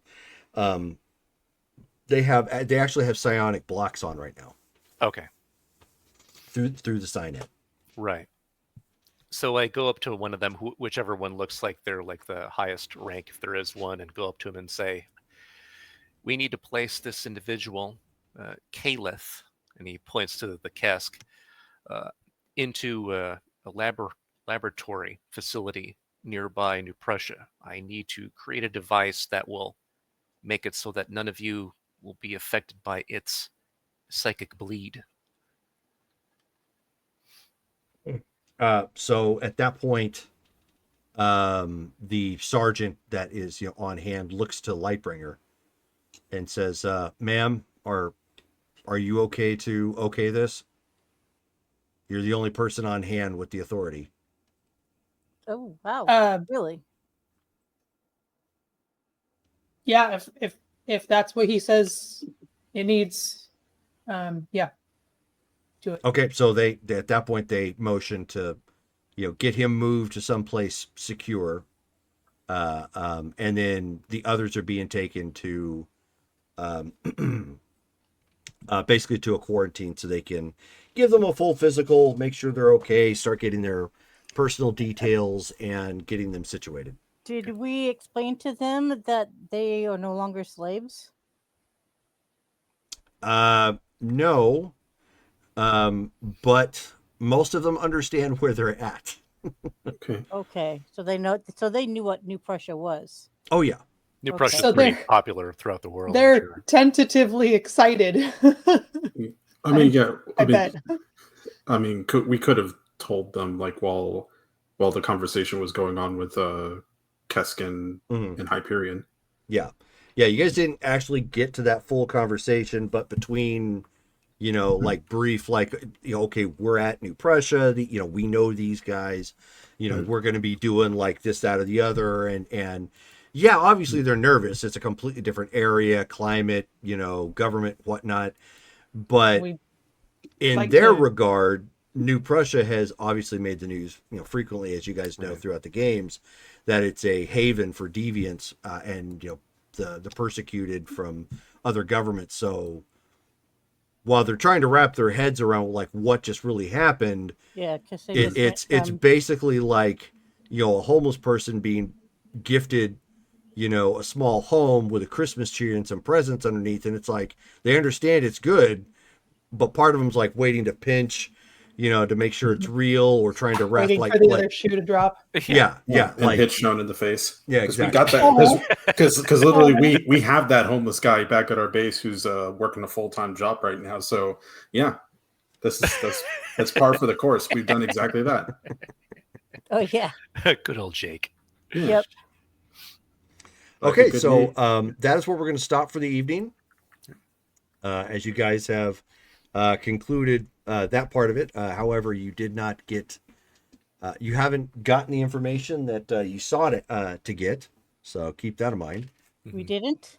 No. Because we were trying to find out about Oh, his parents, but that's likely something that we can get from Midnight X because he's the one who gave us that thing. So we'll have to reach out to him again. Yeah. Well, because and I think we probably didn't blow our covers, so we could attend the next auction too. Yeah. So keep that and information on make some hand. more enemies. Yep. Well, yeah, you We're made really good plenty. at that. You made plenty of enemies, with the exception of the auctioneer, who's kind of the important one here. Oh, Yeah. fair enough. He just made bank off of you guys. He's just like, whoa, I don't Yeah. care if everybody hates each other. They're big maybe, spenders. Maybe I New know, I Prussia can't has wait a to- finder's fee. I can't wait to take him down. So, we got RP votes to do. So we're going to start off with Dale. Okay, I am gonna go. I'm actually gonna go with Matt because he was providing some good advice during the auction, and we're following that. I liked it. Excellent. Okay. Brittany. I feel like we vote Dale a lot, but he's just so dang good. And he played that auction really well. So, and I was glad that I didn't have to.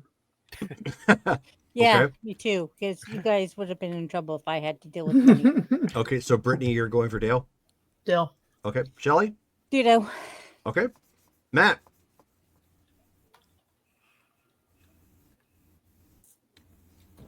I'm going to go with Brittany because she got the conversation with Midnight X and the initial